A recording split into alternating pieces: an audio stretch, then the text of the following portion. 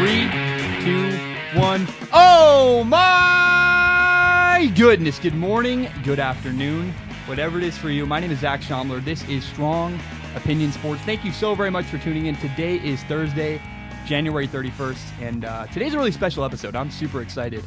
I haven't had a co-host in like over a year on the show. Yeah, since 2009. The show's not been going on that long.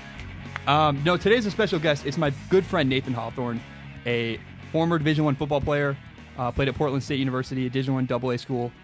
He's awesome. You're one of my best friends, and I've been wanting to do this for a long time, and so I'm really excited to have you on the show. And I think it's, I've just been jazzed about this for like all week. Yeah, excited to be here. We've talked about it quite a bit, so yeah, finally got some time. Both of us had free.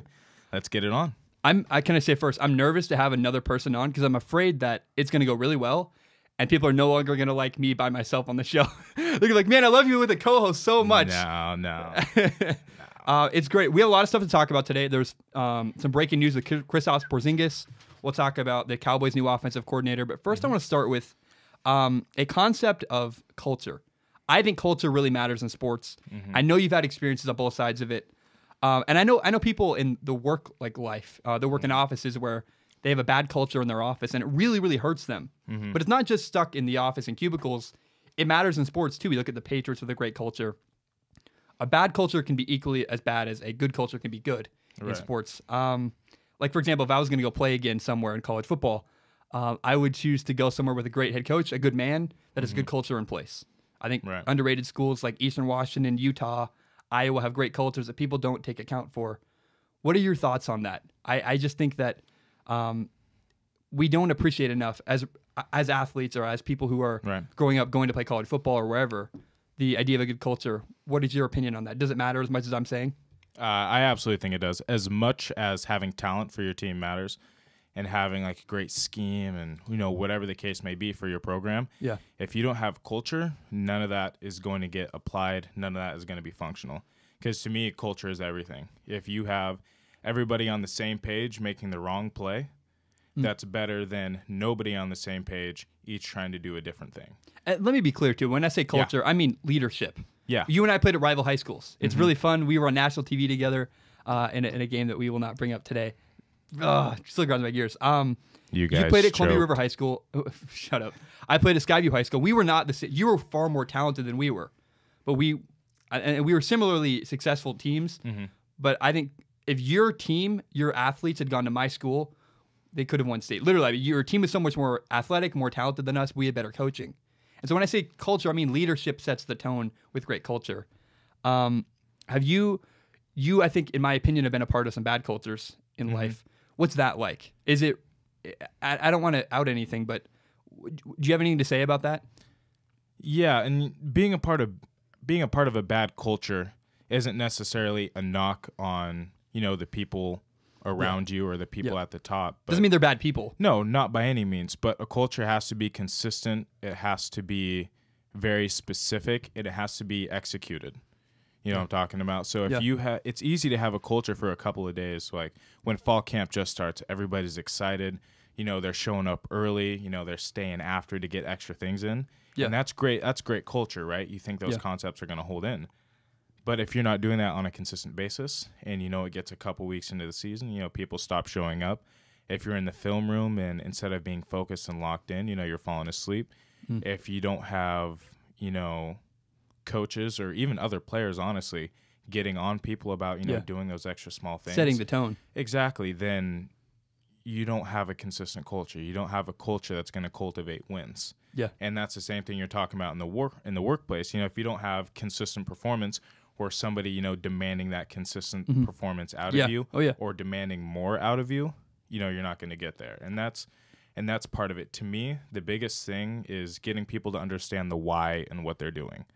And part of a culture is getting players and getting people to understand, why am I doing this? Why am I running the route this way? For me as a receiver, that's a big deal. Why do I have to run the route this way? Why can't I run it this way? You get a coach or a boss, somebody that can explain to you, this is how it has to be done so that the rest of the offense can function. Or as a quarterback, why am I making this read? As an offensive lineman, why are we blocking this scheme? Just things like that. Why? If you can answer the why and you can get players inspired, like they're going to run through a brick wall for you. Oh, yeah. If you give them the why, they'll do anything.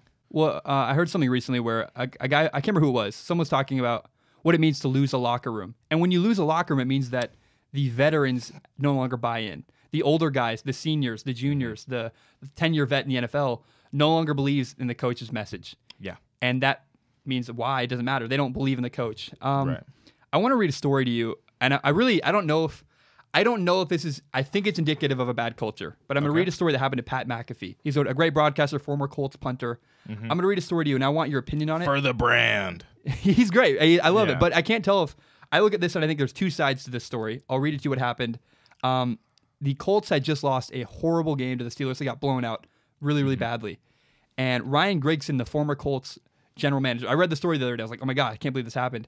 Okay. Ryan Grigson called Pat McAfee in for a meeting and said, sit down, son, and was very stern and very mad at him. And he said that the reason why the Colts were losing is because of things like what Pat McAfee did. He took a picture in an equipment room, which is a football room technically by the Colts standard, and took an Instagram picture, posted it online. Ryan Grigson took a huge offense, said that you're the reason why we're losing. This isn't okay. You took a picture in a football room. I'm going to fine you a full game check, over $100,000. And basically said, this whole thing, this is why we're losing. What was the picture of? It was just Pat McAfee standing on a thing. There was like a thing hanging from the ceiling. I'll put a picture of it on the podcast. Okay. Like a WWE commentator holding a thing from the ceiling. Oh, okay. Yeah, it's fun, not a big deal. Doesn't distract from anything. And I look at two sides of this going, well, look, I understand why you have a rule. You got to enforce the rule. Right. And maybe Pat McAfee wouldn't work in the Patriots culture, but that's not the reason why the Colts were losing to the Steelers. No. And when Pat McAfee heard that, he says in an article, this is why I quit the NFL. I realized I was tired of working for leadership I didn't believe in. Yes. And you tell me that we're losing because of this? You're an idiot. You're wasting all of our time. You're finding me money I don't deserve. Yeah. It's just stupid. And the last part I want to mention is as Pat McAfee walks out of the office, Ryan Grigson, the guy who got fired. By the way, Ryan Grigson was not a good general manager. He really ruined the Colts roster before John Ballard came in. Chris Ballard, excuse me. Yep. But he said as he's leaving, Ryan Grigson goes, get out of my office. And he's already like out the door and he says, already gone. Just petty. Right. Am I wrong? Is that indicative of bad culture? That's indicative of a culture in panic when you don't have an identity. And like you said, you've lost the locker room. Yeah. And when you lose the locker room, players they don't understand the why anymore. They're not listening and they don't necessarily want to participate in the way that you want them to. To clarify, the Colts had a rule that said you can't take a picture in a football room. Right. And I understand the reasoning behind it. I don't know the reasoning behind it, but I understand if you have a rule, enforce it. Right. That's fine. At that point, you're taking that picture because you don't have respect for the rules anymore, which means that you're not bought in. Well, how do you define a football room? Simple as that. How do you define a football room? Maybe because I think part of Pat McAfee's argument was this is an equipment room. I guess there's a football in there, makes it a football room, but right. But it's a room that's designed for the function of bettering or helping or participating for the football team. So that's considered a football room. It's minutia, and so I guess you could say he knew what he was doing was technically breaking a rule. Right, and there's a bunch of ways you could go about it. Well, technically this, technically that. But to me, it's happening, and he's taking that picture because he decided that he just doesn't care. Yeah. And it's not that he's a bad guy or he doesn't care. It's just obviously the culture wasn't enforced on a regular basis. Yeah. Or the culture, didn't exist, or it was a culture that they didn't respect and things like that. So 100% they didn't respect it. When that comes to the deal and then your general manager comes to you and says, this is why we're losing games. It's, not just because the punter's not bought in. Yeah. You know what I'm saying? It's players, veterans, rookies, everybody not buying into whatever system that is. It's like I said before, if everybody's bought in and it's the wrong thing, it doesn't matter. You're going to find more success than a few people believing your veterans not, a couple of them do, and it's just a mixed thing because then that also creates a rift between the players. Yeah. And once you have a rift between the players now, you're really struggling, and that's when you lose the locker room, is when you have a locker room that's divided. I've heard people talk about coaches that they don't believe. I've heard people say this ex-coach is a bad coach, but we like him as a person. How does that happen? I don't understand that. Like they'll say in meetings, this guy's really funny, right, but we hate his staff. We don't like his analysis of our play, and we don't like the way he coaches us. How can that be that people can like the guy but not like him as a coach? Is that a real thing? I think that's a very real thing. I mean, you can have a very, very funny coach or a coach that you relate with on a personal level. Yeah. But are they teaching you football? Are they executing their job? Yeah. And are they expecting you to execute your job as well? Yeah. Because coaching and being a player is a two-way street. They're going to give you a scheme. It's your job to execute it, right? Yeah. And it's their job to evaluate you and understand what your limitations are, what you're best at, and then create a scheme that's going to mesh. So if they want to put their scheme in and, like, we're doing this, no questions asked, this is how we have to do it, there's no other way around it, when you don't necessarily maybe have players who are capable of doing that, or they have strengths in other ways, now you're looking as a player like, okay, but, that's not my strength. Could we, try and do this, maybe play off, like, I'm really good at running this route, or we block, this run game very well. Yeah. So, like, can we do that? No. Like, we're running it this way, has to be done this way. You guys need to learn that. Well, coaching's not one size fit all, right? No, not at all. A good coach looks at what are my, like Sean McVay does this with the Rams. What are my guys really good at? How do I get them the most out of them? Exactly. And they change the offense to fit the players rather than saying, here's our offense, learn our offense, you better be able to do it. Exactly. And that's with the way NFL's changed. That's why young quarterbacks are more successful now in the NFL, because coaches are finding ways, like with Bill O'Brien and Deshaun Watson. So Deshaun Watson has this great skill set. I'm not going to make him run the same offense as Tom Brady. No. That'd be a waste. You have a lot of talent that you don't want to lose. Exactly. And waste, basically. I think it's interesting. You look at the Steelers. This is the last thing I want to say about Colts. I didn't mean to talk this long, but I think it's a fascinating discussion. The Patriots have made it to the Super Bowl again. I mean, this is their ninth. I think it's their eighth time with Tom Brady. Even tell you. It's ridiculous the history they've been. And you look at a team like the Patriots, who are not as talented, and the Steelers, who are far more talented but don't have the same level of success as the Patriots in recent years. And I think it's interesting. There's a clear distinction and difference in culture between the Steelers and the Patriots. Right. But we saw this offseason, the Patriots had a bunch of turmoil, and people said they lost locker room notables in Belichick. And I never bought it. And I think the truth was the veterans always believed in Belichick because they knew why they were doing what they were doing. Exactly, because you win. Yeah. We're here to win a Super Bowl. We're here to do this and get to this game. We're not. You're not in the NFL. NFL is a business. You're not there to have fun. You're not there to go hang out with your boys in the dorm room. Yeah. Stay up until 2 a.m. Oh, now we got 6:30 workouts. We're gonna drag through it and have a good time, laughing with each other, scraping by, paying rent, kind of deal. The NFL is a business. Yeah. And you talk about one of those players like Chad Johnson when he went to the Patriots. He has an interview on it where he just talks about it is different. When you walk into a Patriots facility, the expectation is set, it's demanded of you, and if you don't execute, you're out. And they have no problem removing somebody who doesn't want to be a part of their culture. I think the fact the Patriots got to the Super Bowl this year is remarkable. I mean, remember all the problems they had? No, hold on. They had all these problems. The media kept pushing a lot of stuff. They brought in Josh Gordon. He didn't work. They lost their great left tackle. There were all these things that went wrong on paper for the Patriots, and they still overcame it. Right. That's culture. That's the power of having a great system in place where players understand why, and other players can step up and fill the roles of a great left tackle that leaves, or another wide receiver who retires, or Rob Gronkowski slows down, next man up. Exactly. And it's the next man up mentality in addition to demanding, everything out of every single player. And it's not just your starters that you're looking to at practice. It's your backups. It's your third strings. It's your guys on the practice squad. So in the event that somebody does go down, you've got somebody to replace. And, of course, there's going to be a drop-off. There's a reason the guy was a starter for a reason. Yeah. But when you have somebody who can step in and at the bare minimum can execute what you're supposed to do, he may not be as talented, but if he can execute, then you're going to be in good shape. I think I have a bunch of stats I want to read about the Patriots. I think we can do that after we talk about the Super Bowl. Okay. I want to talk about the matchup between the Patriots and the Rams. I look at it on paper and say the Rams are far more talented. Am I crazy? I think that the Rams have a more talented roster with more star players, and the Patriots are a lot more mundane. But it's scheme and belief versus star players. Look at Marcus Peters, Aqib Talib. The Patriots don't have players like Ndamukong Suh and Aaron Donald. They have Tom Brady, an aging Gronkowski, and Julian Edelman. All right, I mean, people think that a lot of fans are saying, I believe in the Patriots are going to win. Some of it because they're mad about the way the Rams won. I think on paper, if you're honest about football, the Rams are a far better roster. They should win this game on paper solely. And I think it's weird that We find the Patriots. I don't know if they're an underdog or not. A lot of people are picking the Patriots to win.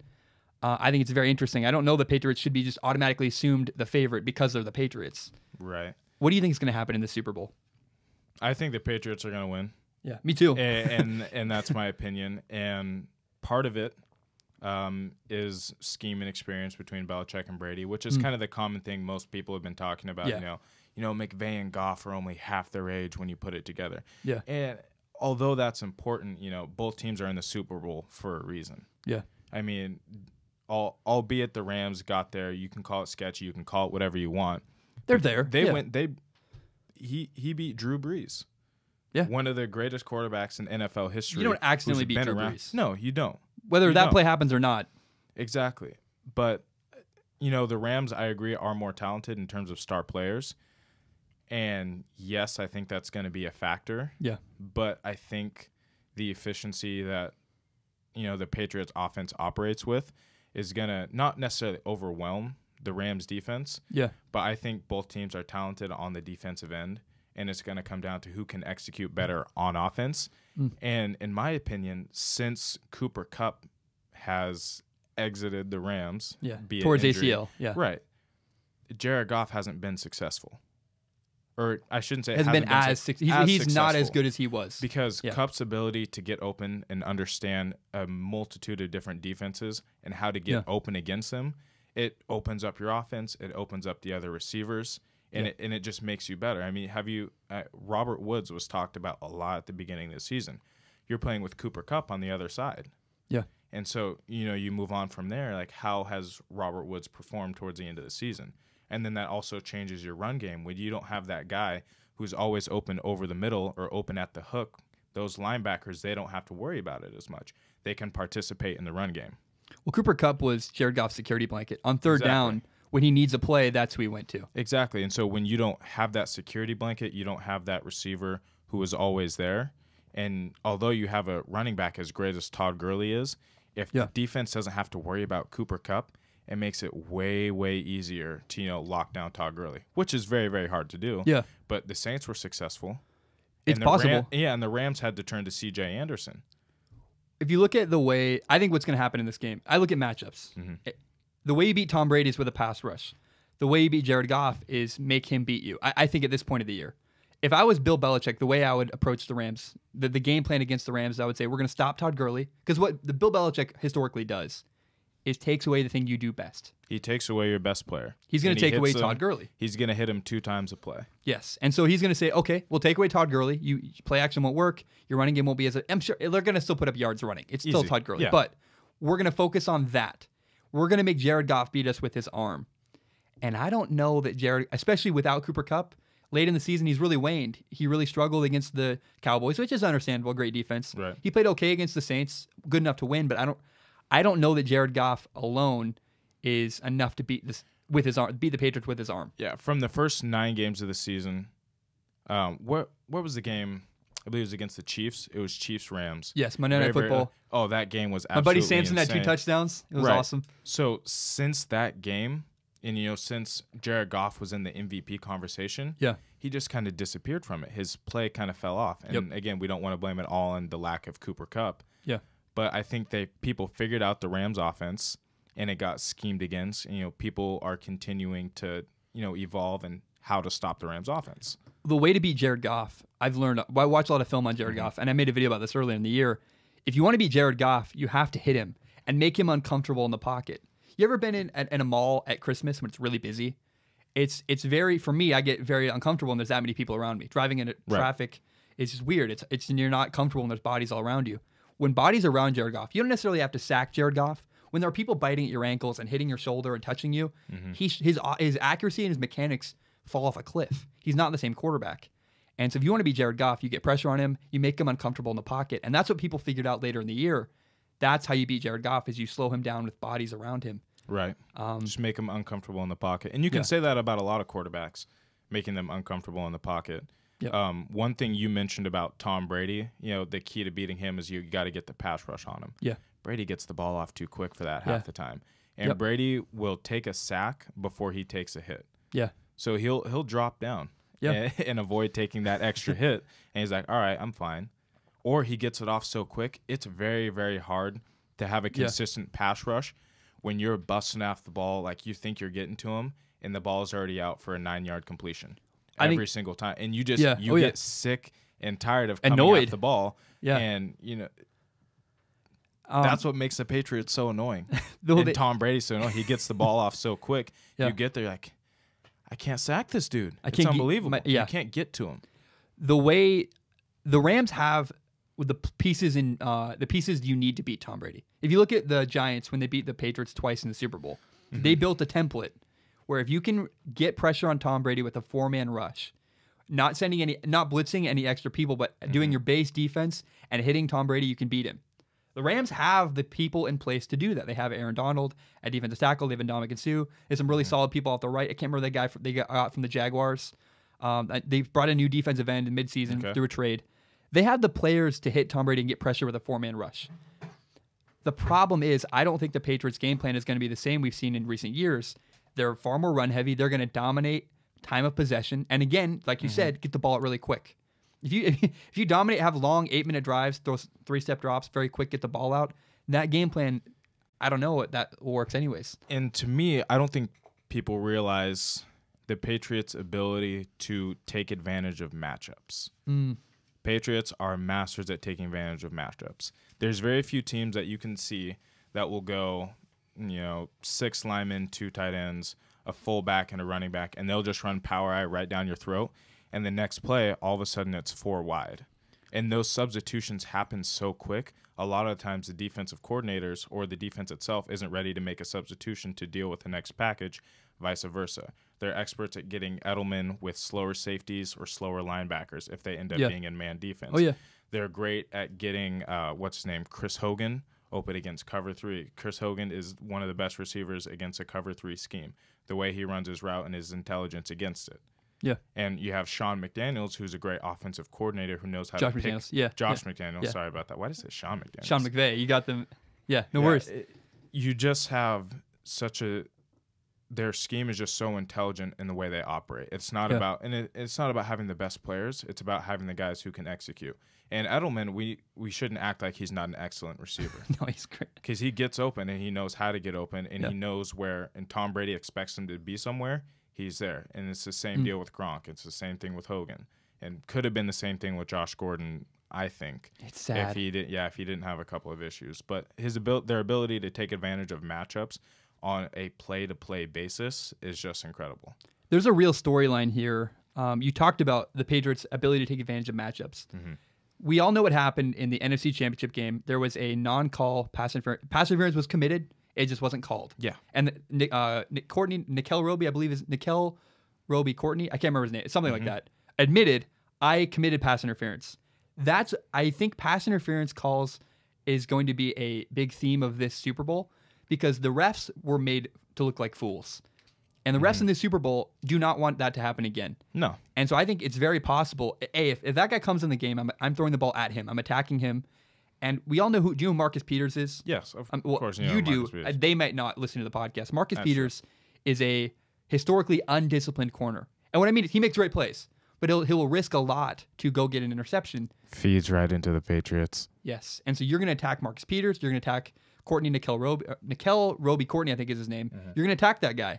And I really, truly believe that pass interference and weird play calls and some outside play by the Rams they have great players. Aqib Talib's very disciplined, but I think it's actually a weakness because of what happened in the NFC Championship game. Yeah, you think they're going to be there? You think there will be more pass interference calls? Yeah, the Rams put a target on their back. Wouldn't you think? I mean, the refs are going to be very, very careful in this game because of the way public reception looks. I would think, right? And they don't want to be made to look like fools again by the Rams. The Rams got one over on them and made the refs look bad 2 weeks ago. I see a lot of late flags coming. I see, the play happening, the ref sitting there, hand in his hip, looking at his friends. Do we? And if there's any, if there's a doubt, if there's a doubt, they'll throw it. Exactly. And that makes it difficult, but I think that's ultimately what's going to end up happening. Yeah. And if you ask me, it's like a better late than never type deal. Yeah. I would rather have the ref. From an offensive and honestly from a defensive perspective, I'd rather have him hang on to it for a second, think about it, and then throw it. Because there's a lot of times where they just throw the They're very trigger happy. Yeah, from 90 yards away, and they didn't even see the contact, or they just saw hand fighting, which is allowed. They didn't, and they throw it premature. There's another thing that matters is the fact the Patriots have been to Super Bowl. Their roster's been to the Super Bowl before. The Rams have not been to a game like this. They have like 4 players that have played in the Super Bowl before, something like that. The Rams? Yeah, I think so. And the Patriots is like the opposite. It's like all but 4. Everybody been on that thing. Yeah, and not just that, even the guys that haven't, the culture is built around, we've been to this game before. I want to make a comparison. You played a game at Autzen Stadium last year. You played for Portland State. You played at University of Oregon in Eugene, Oregon at Autzen Stadium. That's a big game for a Portland State team. That's a really big. Huge. It's like a Super Bowl like level experience. I'm sure guys are nervous.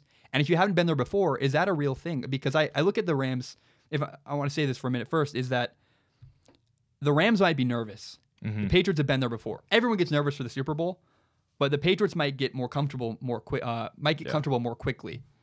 Is that really, when you played at Oregon, was your team nervous? Do you think nerves played a part early in that game? And how do you figure that out? I think we were honestly more nervous during warm-ups for that game, just because you walk out there and you're sitting down on Rich Brooks Field. You got everybody like up in Autzen. Like, people come early to watch the Ducks warm up. Yeah. Oh, yeah. And there's just so much energy around it, and that's cool. But by the time you come out of the tunnel, like, you're just competing. And there's some nerves, but a lot of it's just like the butterflies you get before every game. Yeah, is there more people watching? But at the same time, football is football. Yeah. And what Barnum and Nigel Burton did a great job of doing when they've been coaching is we play FBS teams a lot. Yeah. And so beat Washington State recently. Yeah, beat a couple years ago. Yep. And then we played UW a couple of years ago. We played Nevada before we played Oregon. Yeah. We played North Texas. Trying to think of who else. You've been in big games. Yeah, we played schools. BYU. Exactly. Yeah. And you did. I watched that game on TV. Yeah, and so we have that experience, and a lot of the players, just like we're talking about, we've seen and we've played FBS level teams. So you played more the Patriots role where you'd been there before, right? Not in quite the same way, but it's the same concept of we've seen it before. We've seen big crowds, full stadiums. Yeah. So it's not that star-striking anymore. Yeah. When like a freshman comes, if a senior's done that before and a freshman's nervous, does that help to have older veteran players who are able to say, hey man, here's how it's going to go? Does that help to have guys who've done it before? It definitely helps to have guys who have done it before. Yeah.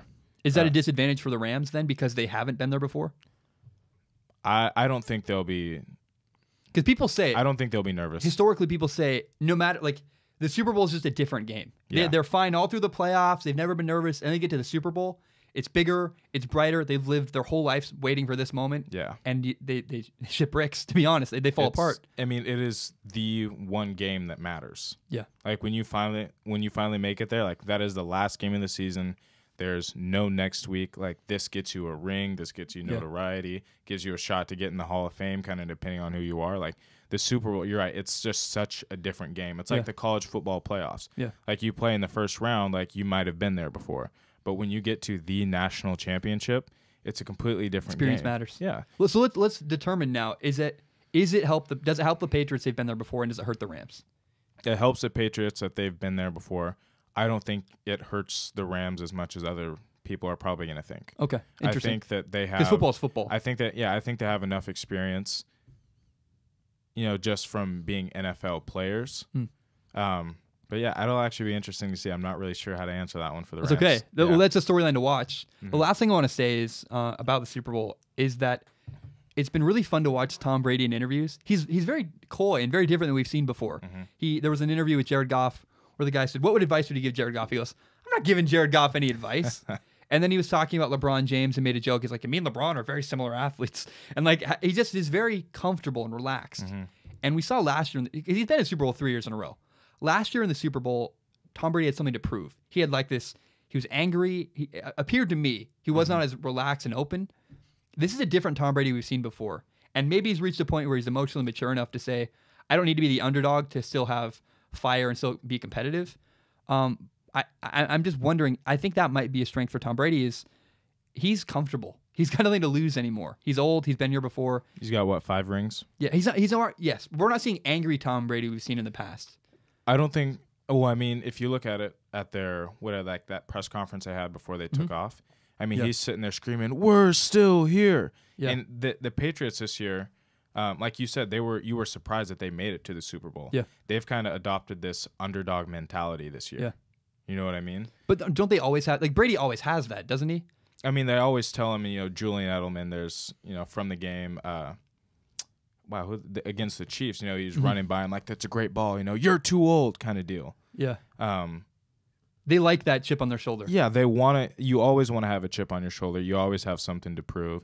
And to me, I think it's Tom Brady kind of deflecting how he feels in terms of, like he actually is kind of an underdog. If, like you talked about, you look at the rosters, Rams win on paper. Would his comfort be terrifying? If I'm the Rams and I see Tom Brady, so in that interview, he talked about, I'm not going to help Jared Goff. And he just gave credit to the Rams. Said they have the best defensive line in football, a bunch of great players. He talked them up.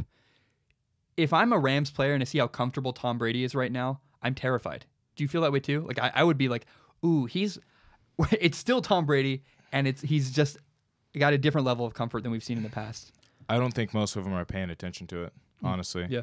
A lot of players are going to shut out media or shut out. Do they really? Anything you that's think, not like if they write an article about you, do you read it? Yeah. Yeah. Of course. But, about myself, yeah, because I want to see how I'm portrayed. What about Portland State football? Well, if I'm probably involved in it, yeah. But, I mean, that's your team, right, when they talk about it. But when, they write an article on Tom Brady, Aaron Donald's not reading that. He's like, I could care less. That's their team. About what that's their team. You're focused on you. You're watching extra film. You're trying to figure out how to get every edge. You could care less what people say in an interview. Yeah. Unless it's like a Marcus Peters situation from, weeks ago where he's like, yeah, keep talking that kind of deal. Where it's like where you get like a sound bite where you get a specific quote that can really like fire somebody up. If it's not that, then they don't care. So we're agreed. The Patriots are going to win. I think it's a disadvantage for the Rams. Their youth. They're I think at a disadvantage schematically, somewhat, which is weird to say because Sean McVay's whole offense is a scheme, is a big deal. But I think the way that the Patriots defense will play the Rams offense was going to limit Todd Gurley, take him away, make Jared Goff beat him with his arm. I think we're in agreement the Patriots are going to win. Do you have anything left to say about the Super Bowl in general? I'd say watch out for Robert Woods. Why? You're a college receiver. Like, why? Why do you say that? I think his threat over the top, and I don't think the Patriots have the corners. So he's a Rams wide receiver. Yeah. He's a Rams wide receiver. I think that he's going to have a breakout game. Interesting. Over the top, vertically. Over the top, over the middle. I just think he's going to have a game. Because I do think that in order to take away the run game, you're going to have to play a lot of man defense. It's going to be man-to-man. Yeah. And I think Robert Woods is a talented enough receiver, and you have Goff, who's a talented enough quarterback, to be kind of on the same page with each other, and I think he's going to make plays. So the way the Patriots are going to play it, they're going to take away Todd Gurley, say, Jared Goff, beat us with your arm, and he just might by throwing to Robert Woods over the top. Woods. Beating man coverage. And you can't forget about Brandon Cooks either. So and he played for the Patriots. He's hungry too. Exactly. So, Brandon Cooks is going to have something to prove. Yeah. And I think Belichick is probably going to have something a little extra dialed up for Brandon Cooks, just as like a little jab to the ribs type deal. Yeah. So that's why I think it's going to end up being Robert Woods as a savior for the Rams. And if people don't know, Brandon Cooks played for the Patriots. Quote me on that. Last season. Quote me on that. Robert Woods going to have a great game. Yeah. Awesome, man. I think I'm ready to move on. It's really interesting. I am too. I'm sick of this. We have a lot of good stuff ahead. We'll talk about the Cowboys offensive coordinator. We'll talk about Kristaps Porzingis. I also want to say briefly, the show has been far less consistent than it was earlier in the year. I've been going through a personal thing in my life where my future is uncertain. I don't know where I'm going to go. I left college. I had a plan for my next step, and it hasn't worked out. And it's been very crippling for me as a person. I want to just address the audience. It's weird for me that the show has only been once a week for the last couple weeks. I haven't been able to write. I've never experienced something where having a positive attitude couldn't get me out of it before. And I've just been in a weird place of limbo, waiting for something out of my control to align so I can figure out what I'm doing next and figure out where I'm going to live in a month. And it's been we're in this room, and I don't think people realize I make podcasts out of my bedroom. I get people commenting all the time, I hate your background, the stupid wall. I'm like, dude, I'm in a dorm room. I'm in my bedroom. You could at least get a tapestry or something. I think it looks worse. I've tried it. I've tried green screen. It just all looks bad. I'd rather just be honest about this is a bedroom. I agree with that, but I still think if you got the right tapestry, maybe we can go shopping after this and find you one. Possibly. Can you describe the room? Because I don't think people understand For them listening, I've never explained what the room looks like. What do you see in this room? Describe it to people listening. I see shelves with a few random things on it. I see all of your camera equipment, a mattress behind that camera equipment. So the mattress is against the wall. Yeah, with a box screen or the box spring next to it. Yeah.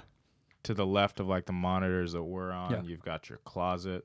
Yeah, I sleep on the floor. A few things in there. Like, people don't realize my room is a studio, not a bedroom. Right. I sleep on the carpet floor at night because I'm weird, and I'd rather have a studio than a bed. Yeah, you might be a psychopath. I'm a psychopath. You're a psychopath. Undoubtedly. There's a weird painting that looks like it was up here. Not really yours though, but it's still in here. No.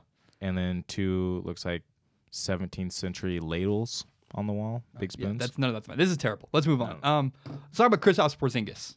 Kristaps Porzingis, a star player for the New York Knicks, was just traded to the Dallas Mavericks today. It's a weird trade because the Dallas Mavericks gave up a lot for Kristaps Porzingis. The Dallas Mavericks are giving up point guard Dennis Smith, a second-year point guard Dennis Smith Jr. They're giving Wesley Matthews to the New York Knicks. They're giving DeAndre Jordan to the New York Knicks. And the Dallas Mavericks are also giving the Knicks a likely first-round draft pick. What the Dallas Mavericks are receiving are Kristaps Porzingis, Tim Hardaway Jr., and Courtney Lee. It's been very controversial. In a world of hot takes, a lot of people have said the Knicks are idiots or the Dallas Mavericks are amazing. I think it's a little bit of both. And I want your opinion. Is this a big deal? Is it not? Are the Knicks idiots for trading away Kristaps Porzingis, in your opinion? I don't think they're idiots. I just think both teams kind of moved laterally for the most part. If anybody won the trade, I do think the Knicks did. Getting DeAndre Jordan, an excellent rim protector. Because Knicks fans, by the way, Knicks fans are furious. I don't mean to cut you off. Knicks fans are like so mad they lost Kristaps. That's cool. You can like Kristaps Porzingis, but he averages 17.8 points per game, so round it up to 18, 7 boards, and 3 assists. He's played in 72 games his first season, 66 the second season, and 48 in his third. So he's consistently injured. Yeah, and he's not going to be back. He's going to be reevaluated this February. He got injured last February. Oh. So his reevaluation isn't even coming until a full year later. Yeah.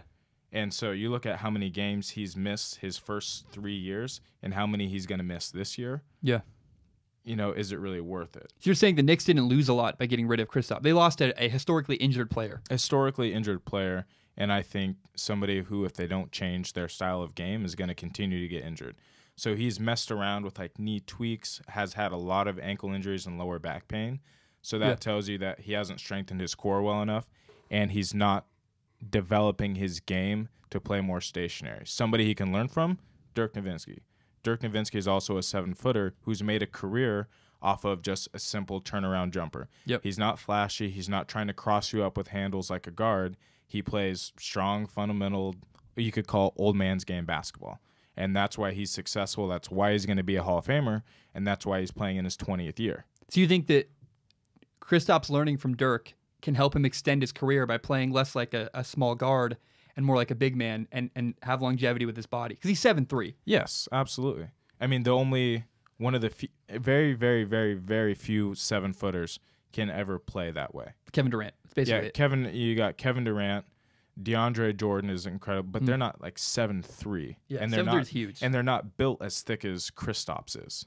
Yeah, DeAndre 100%. Jordan's much more cut and fit, but Kristaps, he's a heavy dude at 7'3". Yeah. It's not like he's Kevin Durant, you know what I'm saying? Yeah. And so if he does, it's hard on the knees. It's hard on your joints. It's very, very hard on the knees. And Yao Ming being 7'6" or 7'7". 7'6", I think. And he played a very conservative games, but it's just having the weight and that impact on your knees does damage to your body, whether you like it or not. Being tall sucks. So you see Dirk with the Mavericks transitioning kind of from a player to a player coach, where I think it's interesting too. You have Luka Doncic with the Mavericks, a European player. Mm-hmm. You have Dirk Nowitzki there. You have now You have Kristaps Porzingis coming in. Yeah, 3 Euros on one team. And what people don't understand, if you're not from Europe, I'm not from Europe, but I have friends from Europe. They talk about Dirk Nowitzki is a hero to European basketball players. Yeah. And so if you're Kristaps getting to play on the same team with Dirk and Luka, I think that really would be an exciting move for him. And I think it would help.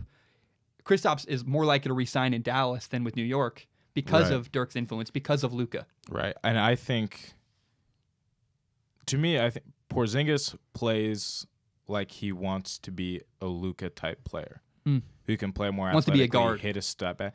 Yeah, that kind of deal. To me, why I say the trade kind of went laterally for Dallas is they lost, Wesley Matthews, one of their best defenders. I think he was a little bit overpaid, but he's one of the best all on-ball defenders. You get rid of Dennis Smith Jr., who is one of the most athletic freaks I've ever seen, but I think he has one of the highest ceilings for players who are just entering the NBA. Yeah. And you get rid of DeAndre Jordan, who you lost 2 years ago, were able to re-sign this most recent year, paid him a dumb amount of money, and now you're just willing to let him go for Kristaps, who, again, is just injury-prone. So you're losing your rim protector, your 15-plus board-a-night guy, and you're kind of hanging that on the hat of a player that you already have, being Kristaps and Dirk, very similar, and you're hanging a lot on Kristaps coming back from injury and Luka turning into the next LeBron James. Interesting. And maybe and part of it is they're getting rid of those contracts that are also about to expire. Yeah. But DeAndre Jordan's contract will expire. Yeah. So Wesley Matthews. Yeah. So what are you really doing? Like, their contracts were expiring anyways. Yeah. And you're not required to keep them or re-sign them. Yeah. So where you're saying, what did the Mavericks actually? I don't mean to cut you off, too. I was running out of things to say. Well, you're saying that what did the Dallas Mavericks actually lose? Because they lost expiring contracts. They're good players. Yeah. But they gave up a lot to the Knicks, but they got Kristaps in return. I guess this trade really comes down to, do you believe in Kristaps Porzingis? That's right, because it shows the Knicks don't believe in him long term, and the Mavericks are betting on Kristaps to become a superstar player and remain healthy down the road. The Knicks said, we're done. We don't buy it. We'll take some players, maybe a chance to go get a young draft pick, a really good player like Zion Williamson. And Dallas saying, we're all in on Luka and we're all in on Kristaps. I believe in Kristaps Porzingis if he can get healthy. And that's a very, very conditional statement, because coming back from an ACL injury, not easy. When you have knee injuries, it's very, very hard to come back from. Just ask Derrick Rose. And you're 7'3". And you're 7'3", which all automatically makes it much more difficult for you. So the Dallas Mavericks got a player that has potential. Mm-hmm. What did the Knicks get, in your opinion? The Knicks got, I think, somebody who has, like I talked about, one of the highest ceilings in Dennis Smith Jr. They get an amazing rim protector in DeAndre Jordan, somebody, again, 15-plus boards a night, and is just going to be consistent for you. And think he'll stay? Is there any chance they re-sign Wesley Matthews and DeAndre Jordan? I have no idea. Yeah.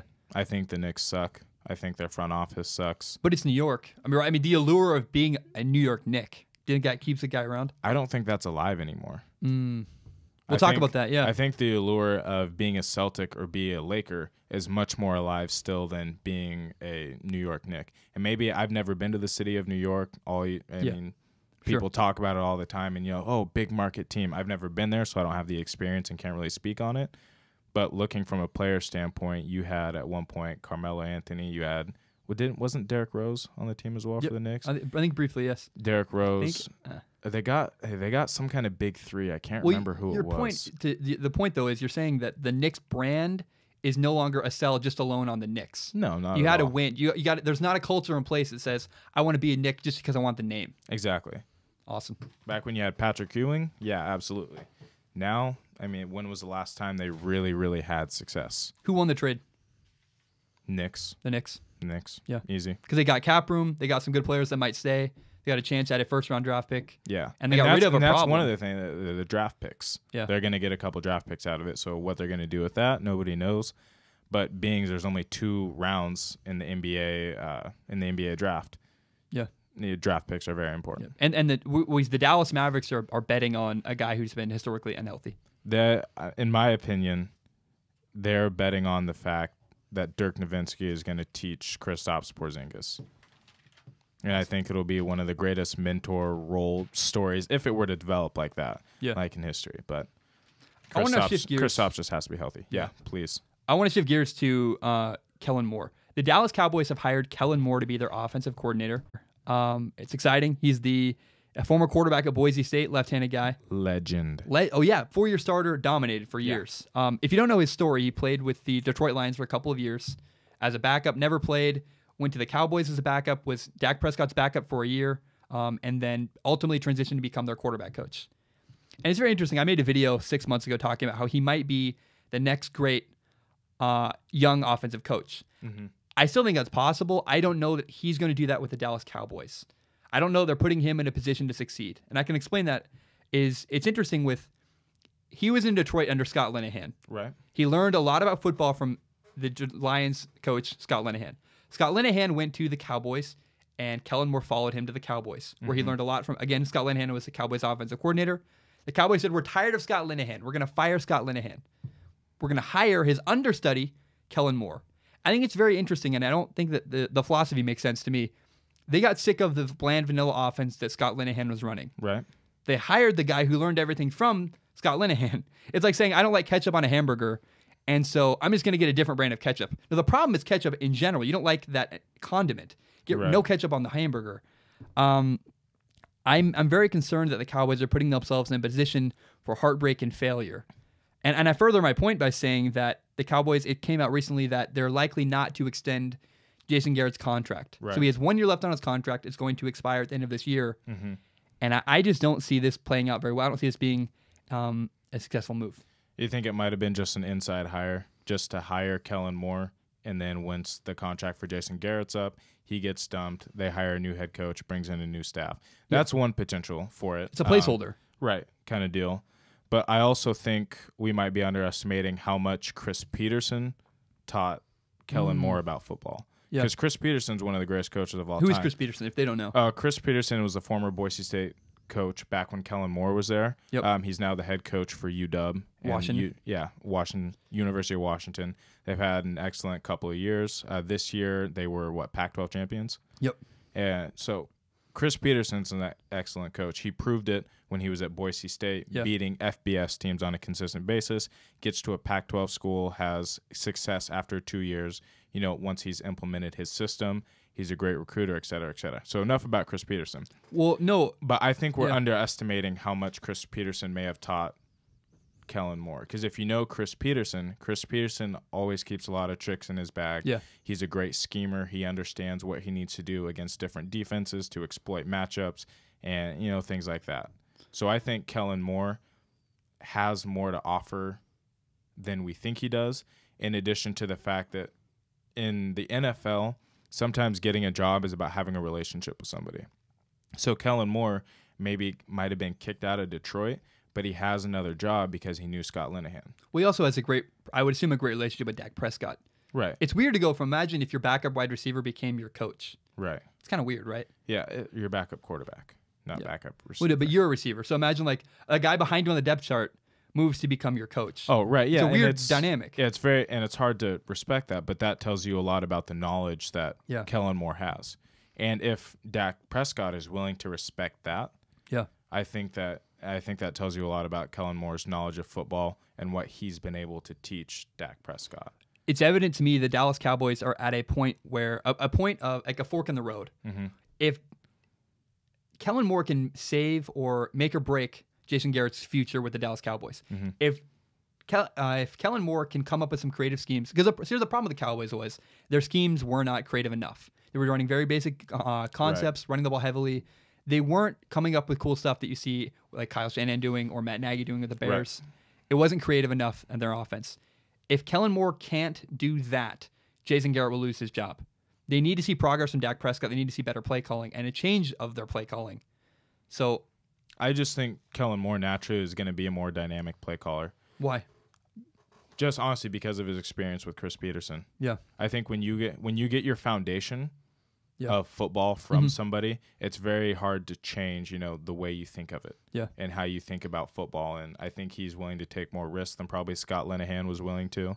And in addition to that, yes, they had a very vanilla offense. They were not a playoff team. They added Amari Cooper. Boom, playoff team. Amari Cooper had an incredible second half of the year just by being on the Cowboys because it gave Dak Prescott a weapon. It relieved some of the pressure that was being forced on the run game. So when you take a look at that, and now maybe you're going to add Kellen Moore, who might change up a few things, add a few new schemes, a few new wrinkles to the offense, I think that they have a chance to be more dynamic with somebody like Amari Cooper, with Ezekiel Elliott, with Cole Beasley. I think Kellen Moore is going to take advantage of Cole Beasley in ways that probably Scott Linehan didn't. Using him as a gadget player, probably in fly sweeps, things like that. Gadget player, but just more used in the traditional Wes Welker type Julian Edelman way. Yeah. A more consistent third down, I can look to you receiver when Amari Cooper's double covered kind of deal. I think it's interesting. You could have predicted Kellen Moore, even when he was in college, becoming a next offensive coordinator of a coach. He was never a physically dominant player. A very limited arm, average arm strength. Exactly. He had to understand the game. He had to have a great understanding of football. That's why he did well at Boise State. Right. I just think it's very curious. I like him, by the way. I'm a big fan of his. I loved him at Boise State. Absolutely. I hope he succeeds. I think it's clear, though, if he doesn't succeed, Dak Prescott might be on the way out, and Jason Garrett is probably on the way out. They got 1 year left. I think Dak Prescott has 1 year left on his contract. Mm-hmm. Jason Garrett's on the last year of his contract. And Kellen Moore is going to make or break the future of the Cowboys based on his play calling. Can he come up with something creative? That's the story that I want to watch, is how successful is he? So if Dak and Jason Garrett were to be on the way out, who's available to replace Dak Prescott? Would you try to take a chance on a rookie? Tua? Likely, right? Or Justin Herbert, someone in the draft. Because they got it there. If Dak isn't their franchise quarterback, they're going to have to find someone else. What are they going to do? Sign Alex Smith? I don't know. I think Dak Prescott's talented enough to be not a franchise quarterback, but like a 2011 or 12 Joe Flacco? Or 2000, he could win a Super Bowl. He can win a Super Bowl. Yeah, if you put the pieces around him and if you get the right offense around him. So I don't think if Jason Garrett's gone, I don't think that necessarily means Dak is gone. I just think Jason Garrett's gone with the wind, and whoever else is next up in Jerry Jones' buddy party, then that's what it is. Is Jerry Jones the owner part of the problem?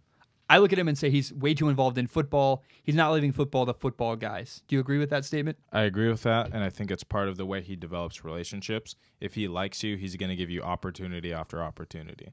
And I think that's been proven with Jason Garrett with just intermediate success. And I think making the playoffs this year kind of helped. Yeah. But do you think they just something has to change? And whether Kellen Moore is that change for their offense or for their teams in general, I don't know, because they have an excellent defense right now. Yeah. It's just the offense needs to be able to consistently put up points. I hope Kellen Moore succeeds. I also wonder if Jerry Jones has the security in himself to hire. Like, imagine if Jim Harbaugh comes to the Cowboys. Jim Harbaugh wants total control. He doesn't want Jerry Jones. Right. He doesn't want Jerry Jones breathing over his shoulder. Right. And I don't know that Jerry Jones is comfortable enough and secure enough with himself to give up control of his franchise to a head coach or a general manager. I don't think so either. Yeah, I think Jerry Jones holding back the Cowboys. I think that'll be part of the problem. And that's to an even higher degree, that's part of the problem with the Browns, with their owner. Yeah, bad owners are a huge problem. Bad owners can kill a team. Well, I always say there are 4 things you need to win a Super Bowl. You need and to varying degrees, but you need a great coach, you need a great quarterback, a great offensive line, and a great defense. The 5th thing I always say is you need a stable owner that doesn't meddle in football. If you have a crazy owner, you're not going to win a Super Bowl. If you have the Browns owner, I don't think Jerry Jones. I mean, Tom Brady's won more playoff games in his 40s than the Cowboys have won in the last 20 years. Right. That says a lot. So, I'm ready to move on. I want to talk about USC. USC's had a tumultuous offseason. It's been ugly. It's been bad. They brought in Cliff Kingsbury to be their offensive coordinator, and after a week at USC, he left. He said, I'm going to go to the NFL, take the head coaching job of the Arizona Cardinals. What ensued was a lot of players for USC that committed because of Cliff Kingsbury leaving. Right. We saw Brew McCoy, a 5-star wide receiver from Mater Dei High School in Santa Ana, say, all right, I'm going to transfer. After a week at USC, transferred to Texas. We are seeing a problem with the culture at USC. I want to discuss what they need to do, how to fix it, what's wrong with it. We'll just talk about this whole scenario and see if we can solve some of their problems and what's going on. What do you see as an immediate problem with USC? I don't believe Clay Helton's the problem. I think he's an excellent coach. I think part of it was having the right offensive coordinator and the right coaches around, because you can have the right head coach, but if you don't pick the right staff around you to help, enforce the culture or coach things the way you want it to fit your scheme, that's the problem. Yeah. It's you can be a great boss, but if you don't hire the right people to be around you, that's part of the problem. Because yes, a head coach is so important to a program, but hiring people to do everything consistently the way that you want and having everybody on the same page. Yeah. Like, it's not just players that have to be bought in. It's the coaches under the head coach that have to be bought in. And I think that's part of the problem. And I think too many coaches that go to USC are also having 1 foot in and 1 foot out the door. It's a stepping stone for them. It's a stepping stone. And part of that is just because the history of USC. To me, USC is always going to have this flash of brilliance. As, like, is USC making that, 2003, like, rise to greatness again like they did in Pete Carroll? They're always going to have that or have those moments every year because of the amount of talent that they can get just by saying, we're USC, we're in Pasadena, we're in LA. So they're always going to have that capability. But to me, the problem is just not putting the right staff together. And when you can't put the right staff together, you can't get the players on the same page. You can't be consistent. And I think giving a head coach a little bit more time, especially one like Clay Helton, you're going to find success. And as far as Cliff Kingsbury goes, that's definitely tough to have so many recruits, decommit. Yeah. But, why wouldn't you want to play for Cliff Kingsbury? So for the last 3 seasons at Texas Tech, they're averaging 35-plus points a game. That's a fun offense to be in. That means the ball is being distributed, it's dynamic, and that's why the Cardinals hired. That's why the Cardinals wanted to hire him. An offensive recruit says, I want to play for him. Exactly. The Cardinals' offense sucked. And so you're bringing in a guy who can hopefully revamp or rejuice their offense. That's what USC was thinking, and now that's ultimately what the Cardinals thinking, kind of poaching him. You can make an argument in favor of Clay Helton and against him. I think it's interesting. I was really excited when news of Cliff Kingsbury came to be because I made a video I'm very proud of where I said that Cliff Kingsbury can take care of the scheme and the offense. His problem was running a team. And the logistics of being head coach, the paperwork, the organization, all this the coaching duties, I think Clay Helton's great at. I don't know that he's the best at scheme, and I thought that would have been a good marriage, a yin and yang. Without that, he's in trouble. Right. They hired Graham Harrell to be their new offensive coordinator, the coach from North Texas. Another Mike Leach another guy from the air raid offense, probably has some interesting schemes. I don't know that. Here's the argument against Clay Helton, saying because USC fans are up and they want Clay Helton out. They want him done. They hate him. They want him fired. Here's the reason why you can argue that Clay Helton is a bad fit for USC and why he should be fired is USC's been incredibly undisciplined. They lost to Cal in a game they should have won. Right. They made mistakes down the stretch, got a lot of penalties. Their lack of discipline is a direct reflection of bad coaching and bad organizational structure from Clay Helton. He sets the tone.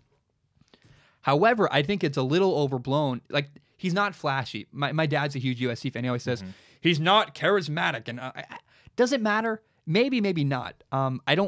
You can say, like, he's not charismatic and never hurts recruiting, but it actually doesn't. They get great recruits. They're always going to get great recruits at USC. And it might be true that the brand, kind of like the New York Knicks, the brand of USC has somewhat declined. They're not the sell it once was, but it's not like they're not getting good players. They're consistently the top recruiting class in the Pac-12. This is the first time in years that they're actually third. They're not first in the Pac-12 ranking in recruiting class. And I know there's a lot of options, but recruiting's not the problem. It's the offensive game plan and it's the organizational issues and their lack of discipline late in games that's costing USC. Right. And I think sometimes a culture failure can come from a coach trying to take on too much. So when I talked about not hiring the right staff around you, when you have to start worrying about other things, that makes it more difficult for you to focus on your culture and the way you want things to operate. Yeah.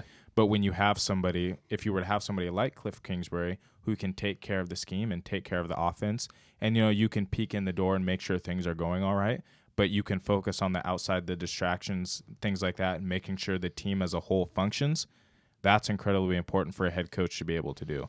So trusting your staff to do their part is huge for a head coach. And you got to delegate. Yeah, and I don't think a lot of people can understand that. Everybody wants to instantly blame the head coach. And yes, they're the head. Like, that's the reason I took the head coaching job. Brunt goes to them. Yeah, and they're always going to have to take that. But I think you can point to your coaching staff as well and say, like, is this getting communicated the way I want it to do? Like, yes or no. Now, do I have to go and try to communicate that to the players? And now I can't be over here with the defense during practice because I'm trying to do this for the offense. Or do I have to go down and help the defense figure something out? Like, maybe our corners aren't executing this scheme the way I want it to. So now I have to focus on this, and I haven't been on the offensive side of practice all day.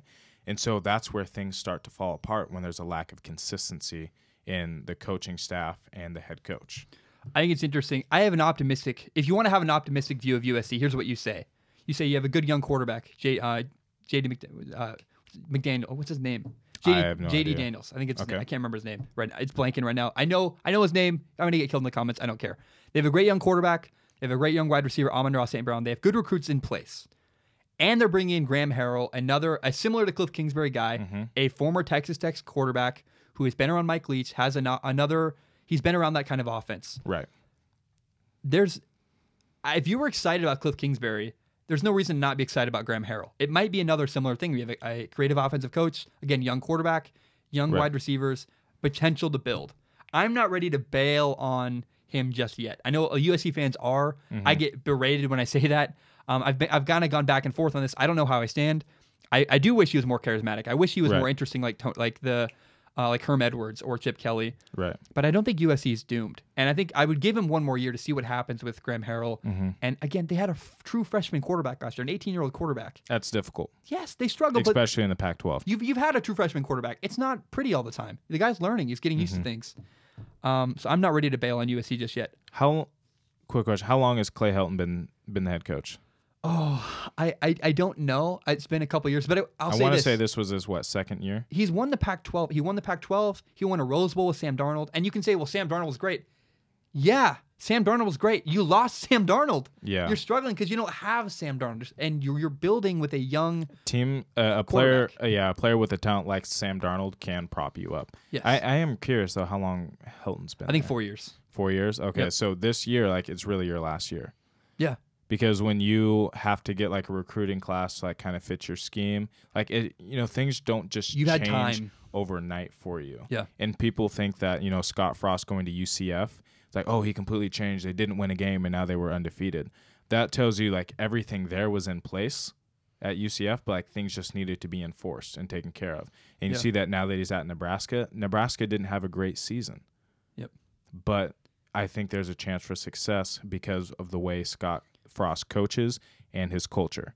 And it's not always easy to just build it overnight. It doesn't happen overnight. Well, you bring in your recruits, and it takes them 3 years maybe to develop into juniors and seniors, senior, sophomores, full of your guys that you recruited. So your culture, the athletes you wanted that fit your system. Right. And you don't always garner respect for a coach in 1 year or respect for a staff in 1 year. Yeah. So when a coaching change happens to you your senior year or your junior year, you've been in the system, new coaches come in, and now maybe you don't have your spot and competition gets reopened, and now they're going to start guys that they've recruited and they don't want to play you anymore because you're graduating anyways. That makes it very, very hard on a team, and it creates friction. And people don't realize that they have to fight that when you're becoming a college football head coach, because there's these young kids that come in 3, 4, 5-star recruits who have been starting under their head coach, and you come in and you change the scheme, you change the system way that they've been used to playing and things that they've been taught, and you kind of flip it on its head and try to teach them something different. And then you're bringing in new recruits, different recruits, and you want to start developing them. So now you're giving those guys who are there first less minutes because you want to get these guys ready for when your system's fully in place. Yeah. That's not easy to do. I was talking to a head coach recently, and I can't talk about it yet why, but it was really cool, and I very will soon share this. The head coach told me, though, he said, recruiting is kind of like dating. You got to take time. You got to get to know people. You got to build rapport. It doesn't happen overnight. Not at all. And I think you're right, though. Clay Helton's time at USC, he's had the time. He's had years. His recruits are all in the program. It's really this year or bust. This is his last shot. Yeah.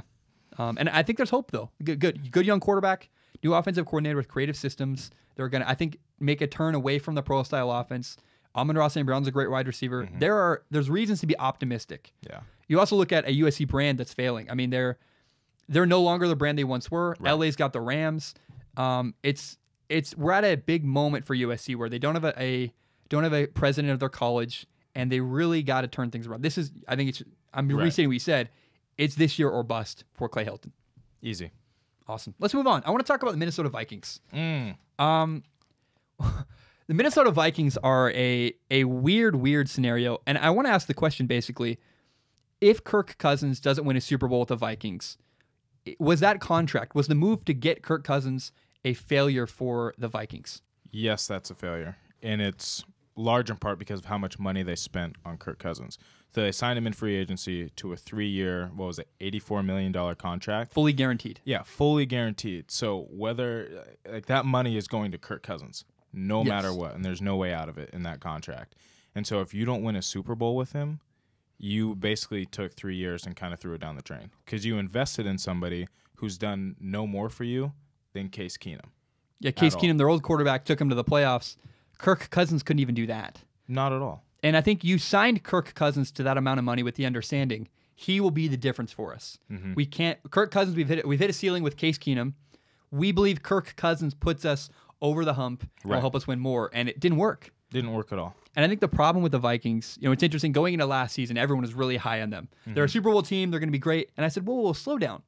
The Vikings hired a new offensive coordinator, John DeFilippo, this season. This was his first year. Right. And I said, it's going to take him 1 year to learn and gel with each other. Mm-hmm. Year 2 will be better. And the problem is they fired him at the end of the year. They fired John DeFilippo. Right. It was actually mid-season. And they basically wasted a year with Kirk Cousins. You didn't get any more better. You didn't build enough rapport with a new offensive coordinator. So now you got to restart that whole process next year. You have 2 years left with Kirk Cousins, 2 years to learn and build rapport. And I thought year 3 was like the best chance of the Vikings to win a Super Bowl. Right. Again, you're just restarting that process of getting to know each other in a new system. It's not good. It's ugly. Yeah. Thankfully, they have a good core in terms of receiving. They've got some talented players. On the defense, I think they have an excellent defense led by Harrison. But on offense, you have Adam Thielen, Stephon Diggs, 2 of the best receivers in the league, arguably. You love Stephon Diggs. Love Stephon Diggs. Why? He's an excellent route runner. Yep. Every single route he runs is sharp, it's crisp, it's violent, and the defender just never has a chance. He's just too quick. You're higher on him than most people I know. It's interesting. People don't understand. Like when he was at Maryland, he was absolutely shredding people. Like Stephon Diggs is so good. And I think that was highlighted at the beginning of the year, when you had Thielen and Diggs, Cousins, and Dalvin Cook. Yeah. They were on top of the world offensively. Like Diggs and Thielen's they both had pretty much 2 touchdowns a game. And I'm mad because I traded away Stephon Diggs. I made him a draft pick. In fantasy. I am so sorry that I traded you away. If I could do anything to bring you back, I would. Well, I think it's interesting. The Vikings fired their offensive coordinator because their running game wasn't efficient enough. Which is weird because Dalvin Cook got hurt. Right. And they said that we weren't running the ball enough. Their head coach, Mike Zimmer, is an old defensive-minded guy. Said, I want to establish the running game. Right. And he didn't feel like John DeFilippo was doing that. Mm-hmm. I think it's interesting. I don't understand. You lost your running back. Like we talked about this. You had this 3. You called it the running game triangle. Yeah. What are the 3 things you think you need to have a great running back? In my opinion, running game. 3 things you need for a great running game.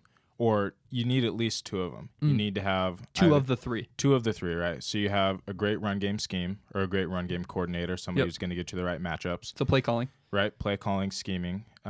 You have a very talented running back. Yep. And then you have a great offensive line. And if you can get 2 of those, you'll have a successful running game. So if you have a great scheme and a great running back, but your offensive line isn't as great, because of the scheme and the talent of the running back, you're going to get positive yards. My best example is the Steelers. Steelers don't have the world's greatest offensive line, but they've got a great scheme playing behind Ben Roethlisberger, and they've got Le'Veon Bell, arguably the best running back in the league, most valuable. And that scheme shows because they had James Conner as the backup this year, and they still found success in the run game very early up until he got injured.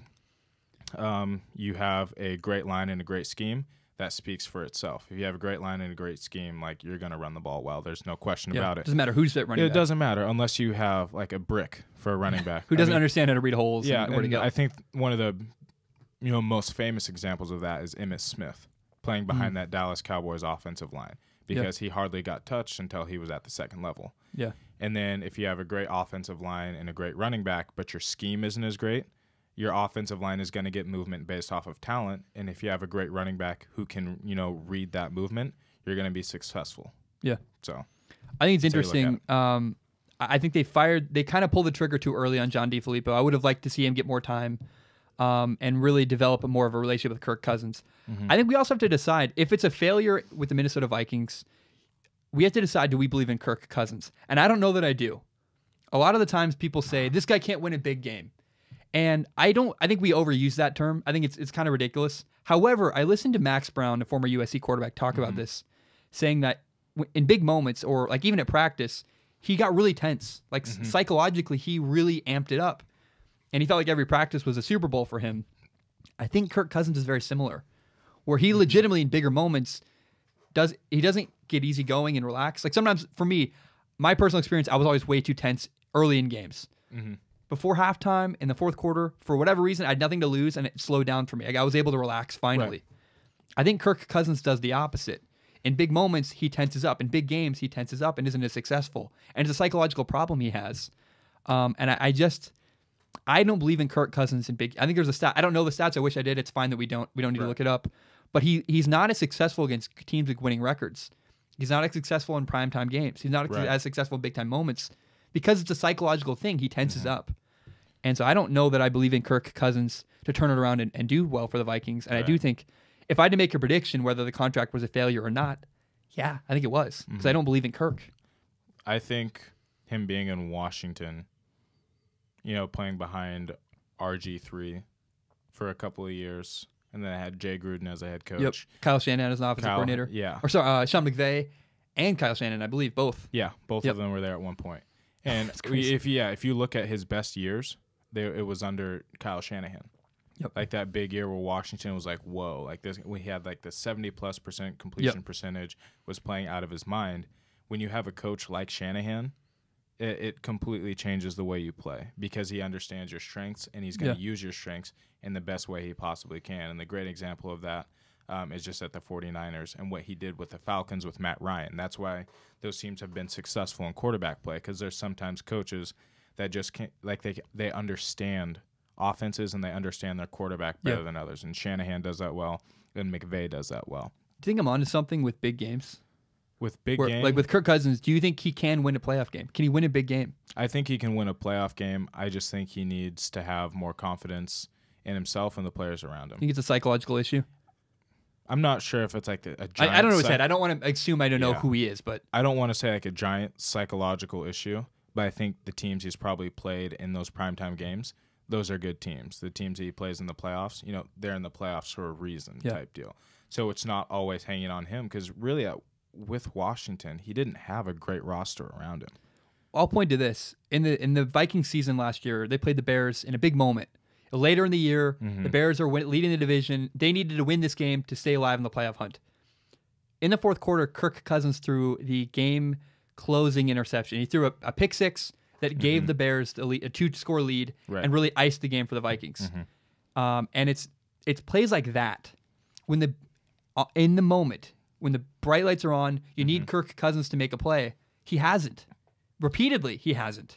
Tom Brady threw a ball too high to Rob Gronkowski, which was an easy dump off, and got bailed out by an offsides. Sure. I don't remember the interception and how egregious it was. Sure, but you can find examples of a guy not succeeding, but you can also find a lot of examples where Tom Brady's pulled it through. Yeah, obviously. I can't think of any examples where Kirk Cousins has pulled it through in the big moment. That's a good point. Sorry, like I love Kirk. He's a great guy. He's one of my favorite NFL players. I don't believe in him long term. Yeah. I'm not incredibly high on Kirk Cousins. I don't follow him an incredible amount, so my expertise in terms of knowledge on him isn't probably where it should be. Let's put a bow on this topic. If you had to make a prediction, will it work or not? Do you think was the money they gave Kirk Cousins a success or a failure? What do you predict? I think they're gonna see success because they're just such a talented roster. But as far as winning a Super Bowl goes, there's a lot of young teams and a lot of talented teams. You're going to have the Patriots there. And the NFC conference in general is just... Yeah, I mean, you're going to have your Patriots. The Eagles are going to be great. I don't know how they made the playoffs this year with all the injuries, but Doug Peterson's an excellent coach. You're still dealing with the Rams. You're going to be dealing with the Saints. Cowboys, I think, are going to do better.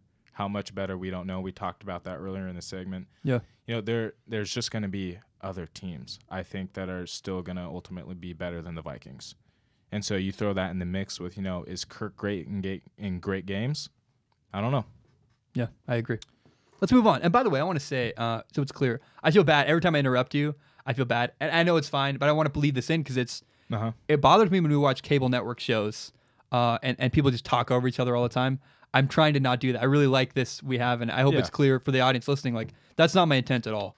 And you're truly one of my best friends. I want to move on now to the Senior Bowl. Okay. If you don't know, the Senior Bowl is they take all the best, the top level college football players that are juniors or seniors, going to the NFL draft, come to Mobile, Alabama, play what's basically an all-star game. Mm-hmm. And in this game, I just want to briefly gleam over something. I don't want to talk too long about this, but I think there's certain things you can take from a game like this and certain things you can't. Right. So Tyree Jackson had a great game in the Senior Bowl. He had like two touchdowns, had a long touchdown pass. Right. And a game like that is made for Tyree Jackson, he's 6'7", has a huge arm, and is incredibly physically gifted. Right. In contrast, Will Grier, the West Virginia quarterback, had kind of a rough game.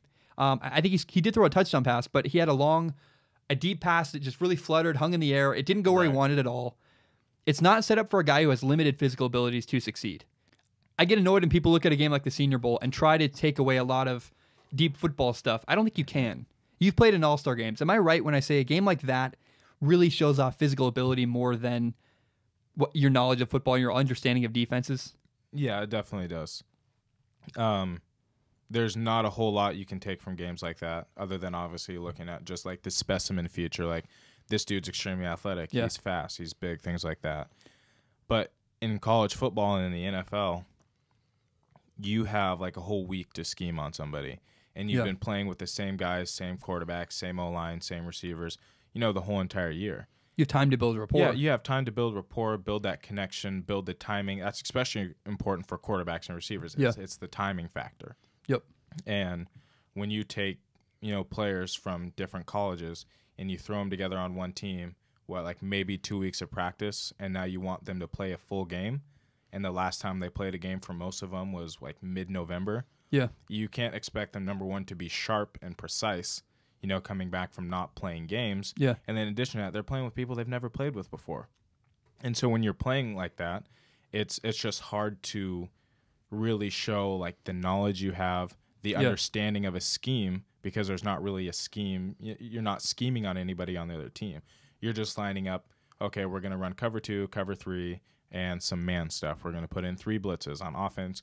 We're going to have like these 5 things like that to keep it very simple. It's not a true reflection of a football game. I think in the future, when we see quarterbacks decide to go to the Senior Bowl, it shows you need to have some self-awareness. A guy like Will Grier or Gardner Minshew, 2 quarterbacks, they're entering the NFL draft this year, who have very average arm strength, like really actually extremely limited arm strength. That game doesn't necessarily help them. All a kind of an all-star game scenario does is expose your physical weaknesses. However, if you're Tyree Jackson and have a bunch of physical gifts to show off, Josh Allen last year in the Senior Bowl. Beneficial for you. Yes. Right. Do you think it's possible we see quarterbacks in the future who are more limited physically avoiding a game like that, knowing that it doesn't help them at all? It's like the quarterbacks or the players who decide that they don't want to play in their last bowl game. That's how I'd think about it. But you can't take not wanting to get taking off really reflects poorly of you. You're saying right. So denying that invite to the Senior Bowl, I think, is going to be frowned upon. It's like, why would you not want to go show off, the best against the best? But like you're saying, your physical abilities, could potentially be exposed. And to what level that is, I don't know. I've never been a Senior Bowl watcher. I don't invest a lot of time. A.J. Hotchkins, who played down at UTEP this last year, absolute animal. Yeah. I kept up on him just because he was in it. Other than that, I don't really know. Well, it's a weird mixed bag because you can talk about athletic talent all you want. Right. But then you look at a guy like Hunter Renfrow, receiver from Clemson. Got to say Clemson because people get all mad when I say Clemson. Clemson? Yeah, they say with a Z and they're like, they're all mad at me. I don't care. Stupid commenters on YouTube. Get out of no, here. But Hunter Renfrow's not a athletic specimen. However, he had a great game and had a good showing because he showed I can catch the football. So it's not just only catch the football and run routes. Yes, because you see a lot of man defense. Great for receivers. Yes. So you think if you're limited physically as a receiver, you should still go. Well, yeah, because if you're limited receiver physically and you're invited to the Senior Bowl, that means you're doing something else right. Whether it's route running or understanding a scheme. Generally, it's route running. Do you know much about Hunter Renfrow? That's Do you like why him? there. I like him. I think he's a walk-on at Clemson. Yeah. Played in 4-year starter. Yeah, played in 2 or 3 national championships. Is he an Edelman, Amendola type guy? I think he's more of a Chris Hogan. He doesn't quite have the height as Chris Hogan. Yeah. But yeah, very similar in terms of that role receiver / productive third down player. I don't think he's like a Jordy Nelson, like a number 1 receiver. Yeah. How limited he is, I don't know, because he showed out during one-on-ones, during that time in the Senior Bowl, where he's going against like the best of the best, the quickest corners. And at that point, it's like skill versus skill kind of deal. And he showed that he has a various amount of routes that he can run, and he can get over the top deceptively. People need to realize you don't have to run a 4.4 to be, or run a 4.3 to be an excellent receiver at all. You need routes and you need technique. That's all that you need to be a receiver. Now, can you run a 5 foot or a 5 second 40? No, absolutely not. You can't be slow. No, you can't be slow, but you don't need to burn the house down like John Ross to be an excellent receiver. Well, look at him. He's not an excellent receiver in the NFL. I mean, to be quite frank. Tell me how many 4.3 and 4.4 receivers are in the Hall of Fame. There's like 2 or 3. Yeah. And one of them being Randy Moss. Yeah. The rest of the guys, Jerry Rice runs a 4.7, and I know that's a very popular point. But Julian Edelman, he runs a 4.5. You look at some of the best receivers in the league, they don't run stupid fast 40s. Yeah. We look at, in the Senior Bowl, 2 of the best wide receivers that stood out to me were Andy Isabella, a guy from UMass. I'd never heard of him before this week. He's not physically gifted. He's undersized, balled out, ran great routes, caught the ball when it was thrown to him. He just did his job. Right. Same with Hunter Renfrow. I think when you look at Jerry Rice is not the most gifted athlete physically ever. Right. That man had routes, though. And exactly. But does 40 time translate to the field? I don't know that it necessarily does. There's people who are really fast without pads on, and people, when you put the pads on them, they just don't run as fast. And it's a very track strange speed. Thing. Yeah, there's track speed. And then there's people also, when they hit that game notch, when they have pads on, like they just get faster. Yeah. And like you can never really replicate running in a straight line. And part of that is like 40s you're trained for. Like you practice running a 40, you practice running in that straight line. There's very few times you're running in a dead straight line like that in football. You're either cutting, you're moving one angle, like you're sticking a route. You have to do a release before you can even start running vertical. So people want to put all this, all this emphasis on running in a straight line, when in football you very, very, very rarely do that. Yeah. 100%. And let's just be clear though, like a 4.5 second 40, that's not slow. Yeah. 4.4 is fast. 4.3 is very, very fast. But people act like, oh, he runs a 4.5 or a 4.6. That dude's slow. Like those, they're still moving. They're moving and fast. It's enough because you put pads on. It's different. Yeah, and not only that, but if you get somebody off the line and you stack them, it's over. I think the best thing you said was you rarely run in a straight line in football. You're right. It's a lot of lateral movement. It's a lot of movement in small windows and radiuses. And it's change of direction and it's change of speed. Yeah. You can ask the Portland State DBs. I'm not the fastest receiver on the roster, and it's not close. But why do I get over the top? You're not. Technique. Yeah. Oh, all right, chill out. He's faster than me, folks. I can't. No, but I get over the top because I know angles. I get a great release. I dip my shoulder, and I get back on top. And that's if you get on top of a guy, like, and when I say on top, right? So we're running here. If we're running this way, right? I can't do this. If you're running side by side. Yeah, if you're running side by side, right? And I get over the top and you're still chasing. Yeah.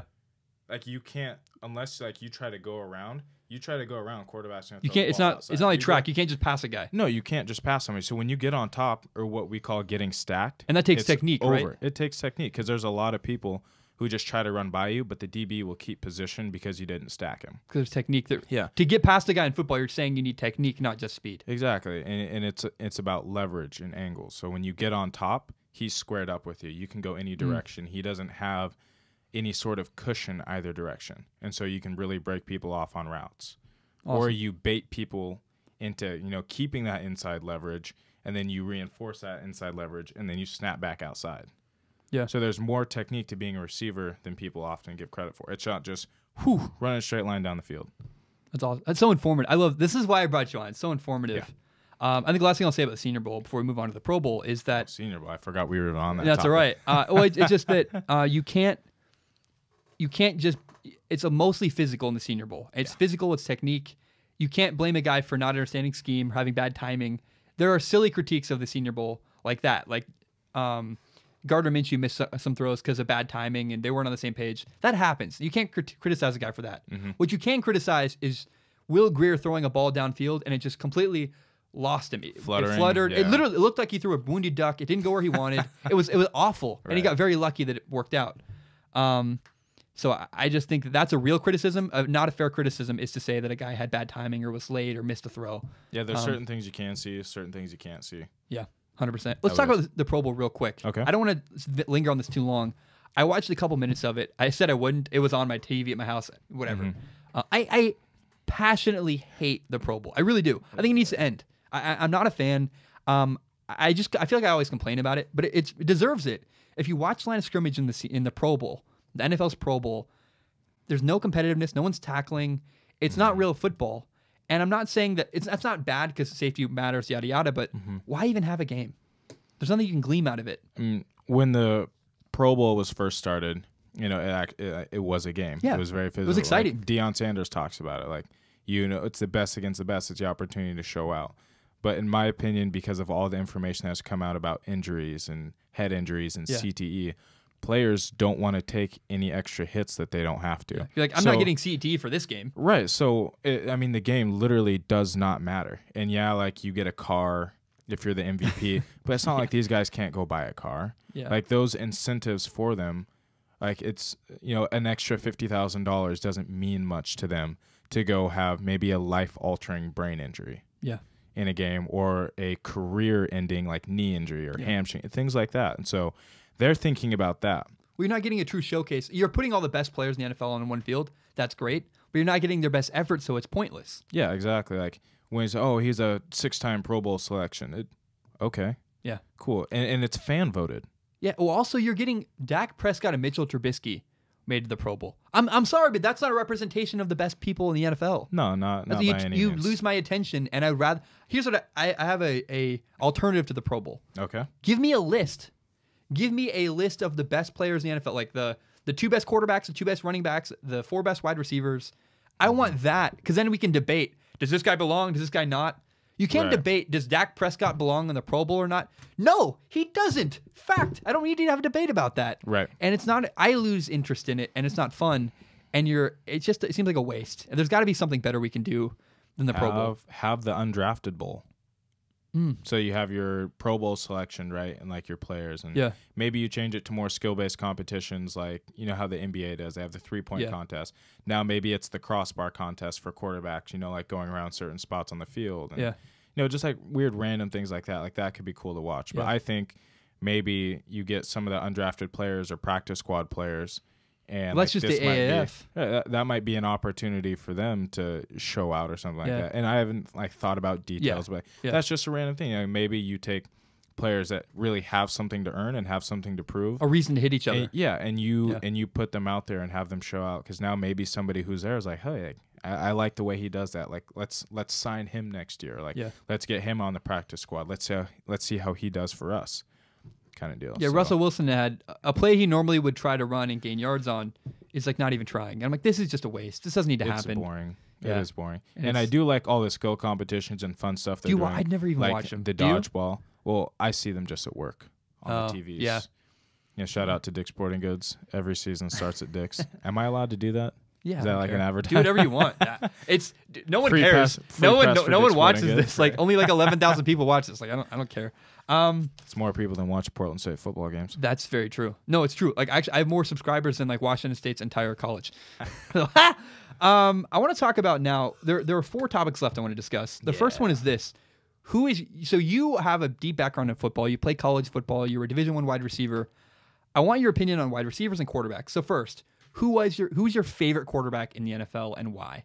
Favorite quarterback of all time, though, Michael Vick. Really? Yeah, dude's just a legend. But favorite quarterback that currently plays in the NFL? Man. I'd say it's between Drew Brees and Tom Brady. Really? It used to be Aaron Rodgers at the time. Why is Aaron Rodgers not in the conversation anymore? I just don't feel the passion for football from him anymore. That's exactly what I say. And it's very He doesn't look like he's having fun. Yeah, I don't want to knock him because he's an excellent player. And we don't know him personally, but yeah, but to me, it seems like the last 2.5 years, I just haven't seen the passion and the drive. And more so this year. I mean, they didn't even make the playoffs, and there was a lot of turmoil in the team, the firing of Mike McCarthy, so that probably gives me some bias to it. But when you're in a bad culture, it's hard to have fun. Drew Brees, I would run through a wall for. Yeah. And, they've shown a lot of press recently on those pregame speeches he gives. and things like that. But just I have a family friend named Gary Ferguson. He's probably the biggest Saints fan you will ever meet.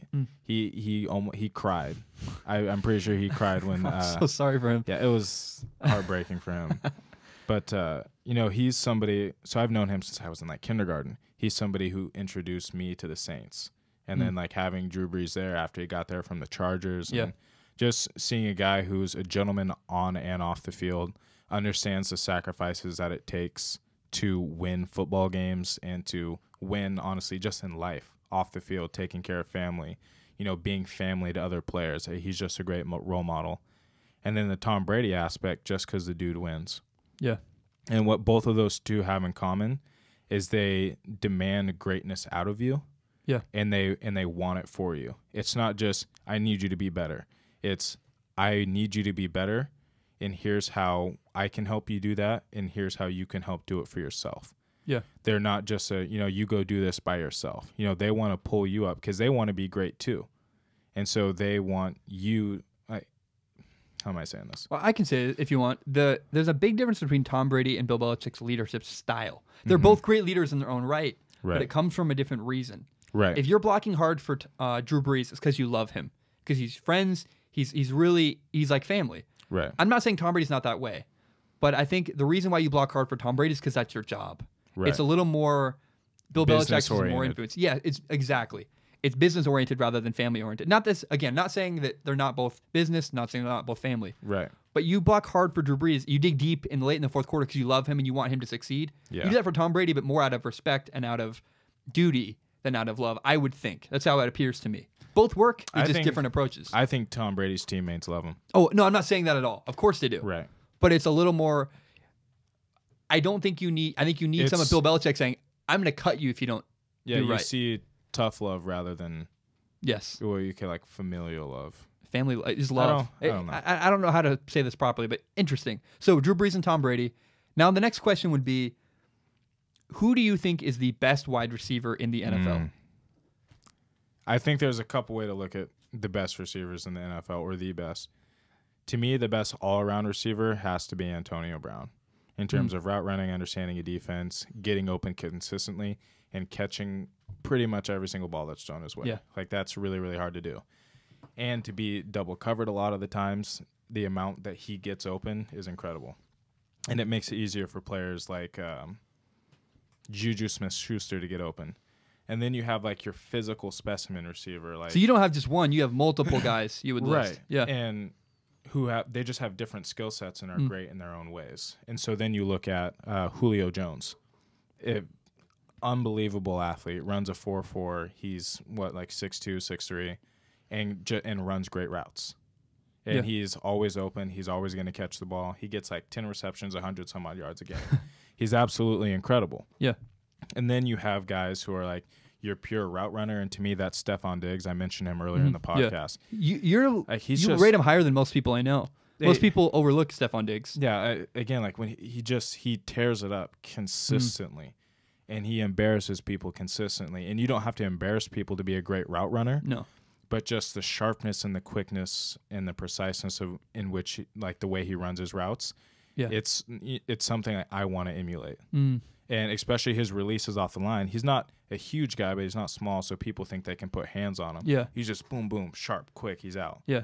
And he's over the top, and he's unbelievably fast as well. That's cool, because when you hear lists of like the top receivers in the NFL, you hear the same names all the time. You don't hear Stephon Diggs. They don't put him in the top 5. He should be up there. Yeah. And then 2 guys, I think, as well. You have Michael Thomas and DeAndre Hopkins. Those guys are just physical route runners. Like, they use their hands on you as much as a DB is going to use their hands on them. Yeah. And they get open and they fight for the ball. I don't know how many drops DeAndre Hopkins has. Oh, that's right. He doesn't have one. The dude doesn't drop the ball when it's thrown his way. Really? It's absolutely incredible. Yeah. He's got arguably the best hands in the NFL. And like I said, he's a great route runner. He's got speed, he's got size, but it's just the physicality. He's like a rebounder. It's physical for him. It is physical, and it's mixed with technique and understanding the game. It's awesome. And that's one thing that all of those receivers have in common. They understand football, they understand how to get open, and they understand how to adjust their body to catch balls. I love your insight. Again, if you're, I might cut this out, into a segment, but you are a former Division I football player. You played receiver in college, and your insight is so valuable. This, like the Stephon Diggs thing, is something I would have never heard without talking to you about this. I want to now get your opinion on Antonio Brown. As a former receiver, Division I player, would you trade for Antonio Brown? Do you think he's worth it? Yeah. So yes, not without a doubt. Without a doubt, you trade for Antonio Brown. Why? Because of what he brings to your team. What about my argument? So what I would say is that I don't want to pay him the money. I think he's overpriced. I mean, you look at, I'll make the same argument I made in my video about this. I said, look, Antonio Brown didn't make the playoffs. Odell Beckham Jr. didn't make the playoffs. No quarterback. Julio Jones didn't make the playoffs. Jarvis Landry didn't make the playoffs. The only guy of all the top receivers in the NFL, the only guy that made the playoffs was DeAndre Hopkins. And that was a wild card game, right? Yes. How do you speak to that? To say that being a great receiver doesn't necessarily mean you make the playoffs. So is he worth the $20 million, whatever it costs to sign Antonio Brown? It is, because what he can do for your offense. When you look at those players that you mentioned that are great receivers, Jarvis Landry plays for the Browns. That's your answer right there. Why didn't they make the playoffs? He plays for the Browns. Yeah. Julio Jones, the Falcons just struggled this year, straight up. Yeah. I mean, there's not their really defense any struggled. other, Their offensive play calling was tough. They fired their offensive coordinator. Exactly. And so when you don't have a functional offense, Julio Jones still excelled. It's just the team as a whole didn't. Yeah. Another great receiver, like I was talking about, Michael Thomas. I mean, they made it there. Yeah. Who was the other receiver? Odell Beckham Jr. didn't make the playoffs. Odell Beckham Jr. You have Odell Beckham Jr., you have Evan Ingram, you have Sterling Shepard, and Saquon Barkley. A lot of pieces on the Giants offense. Pieces, but then you have Eli Manning. There goes your offense. So you're saying there goes your playoff chances. You didn't have a quarterback in New York. It's why they did not have a quarterback in New York. Okay, so I respect everything you're saying. You're saying that there's reasons why they didn't make the playoffs. It's not their play. Right. But you can still say they're not a difference maker. And how about this? So not only is it, I would say that not only do you have to pay Antonio Brown the money, you also have to trade for him. You give something up and then you pay him a ton of money. Why is that worth it? What does he do? What does he bring to the table? Why is it worth it to you? He opens up your whole entire offense, is what he does. And you see that with the Steelers. Yeah. Because they had Juju Smith-Schuster on the other side, who had actually more receptions than Antonio Brown this year. But you know that it's not Juju helping Antonio, because Antonio's been doing this since before Juju got in the league. Antonio demands more attention from the defense. He demands more attention. It opens up the other side. It opens up the run game because the linebackers can come. They have to drop back, right? Yeah. They have to be aware of the hook. They have to be aware of the low hole. They have to be aware of the high hole, and they have to understand, where Antonio Brown is. You can't just say, "Oh, forget it. He's not going to catch the ball," or "He's not coming over the middle because he's scared to catch the ball," kind of deal. And so the defense, they can't commit to a run game. Yeah. And then you also add Le'Veon Bell, who's just dynamic. It makes it very, very hard on a defense. But Antonio Brown opens that up for you. So if a team like the 49ers or the Colts brought in Antonio Brown, it would open up their offense because the defense says, I got to commit more guys and more attention to Antonio Brown. And while we're focusing on Antonio Brown, other guys get open. George Kittle with the 49ers. Marquise Goodwin. Yes. Dude's an absolute barn burner in terms of getting Who's your guy from over Portland State with the 49ers? He's not from Portland State. He's from Eastern Washington. That's right. But he's from Portland. He grew up in Portland. Yeah, he grew up in Portland. Yes. Kendrick Bourne. Yes. So to me, Kendrick Bourne is like a Juju Smith-Schuster in terms of route running ability and getting open. Yeah. If you have Antonio Brown on the other side of Kendrick Bourne's stats are going to go through the roof. George Kittle's production is probably going to go down just because there's only so much to go around. There's only so much to go around. But he might get more quality catches, right? Right, but now you have to worry about Marquise Goodwin way over the top. You've got to worry about Kittle underneath, and you've got to worry about Antonio Brown in the middle area, and then you've got to worry about Kendrick Bourne, who can play both out of the slot and in the outside. That's almost impossible. So even if George Kittle's volume of numbers go down, his production wouldn't stop. No, his production wouldn't stop. No, because there's just too much offensive firepower. And in Kyle Shanahan's offense, that it'd go insane. Because you look at players like Mohamed Sanu and Trevor Gabriel, when they were on the Falcons with Julio Jones, their numbers were through the roof because they had Kyle Shanahan, Matt Ryan. They had a bunch of offensive weapons. Yeah. Gabriel with the Bears, where is his stats gone? Mohamed Sanu, without Kyle Shanahan, what has he really done? Without the system in place, his production's gone down. Exactly, but whose hasn't is Julio Jones. Yeah. So that just kind of tells you the caliber of the receiver. And then going back to Antonio Brown, yes, you trade for him because no matter what, his production is going to be there. The thing I can't get over with Antonio Brown, because I'm actually on board. It makes sense, right? He makes your offense better wholeheartedly. The problem is, how do you logistically trade for him? Do you have to give up, 2 draft picks? 2 first-round picks and a second? Do you don't want to give up, if you're the 49ers, for example, you don't want to give up George Kittle to get Antonio Brown. It's redundant. You wouldn't. Right. No, so like, how do you, I still am not convinced, because my problem is, it's not just signing him in free agency. You got to trade for him. You got to trade for him, which, would probably include draft picks. The logistics of it, how you're going to do it, I don't know. But I'm trading for If Antonio. the 49ers can trade for him, they should. If the 49ers can trade for him, they should. If the Colts, what about the Colts? Because the Colts have T.Y. Hilton, who we were talking before the show. Right. You said T.Y. Hilton and Antonio Brown are very similar receivers. Yeah, they're very, very similar receivers. Colts have a decent O-line, a good run game. You got an excellent quarterback in Andrew Luck. And a good scheme. So Antonio Brown and T.Y. Hilton, to me, like I said, are very, very similar receivers in terms of size, build, the way they run routes, things like that.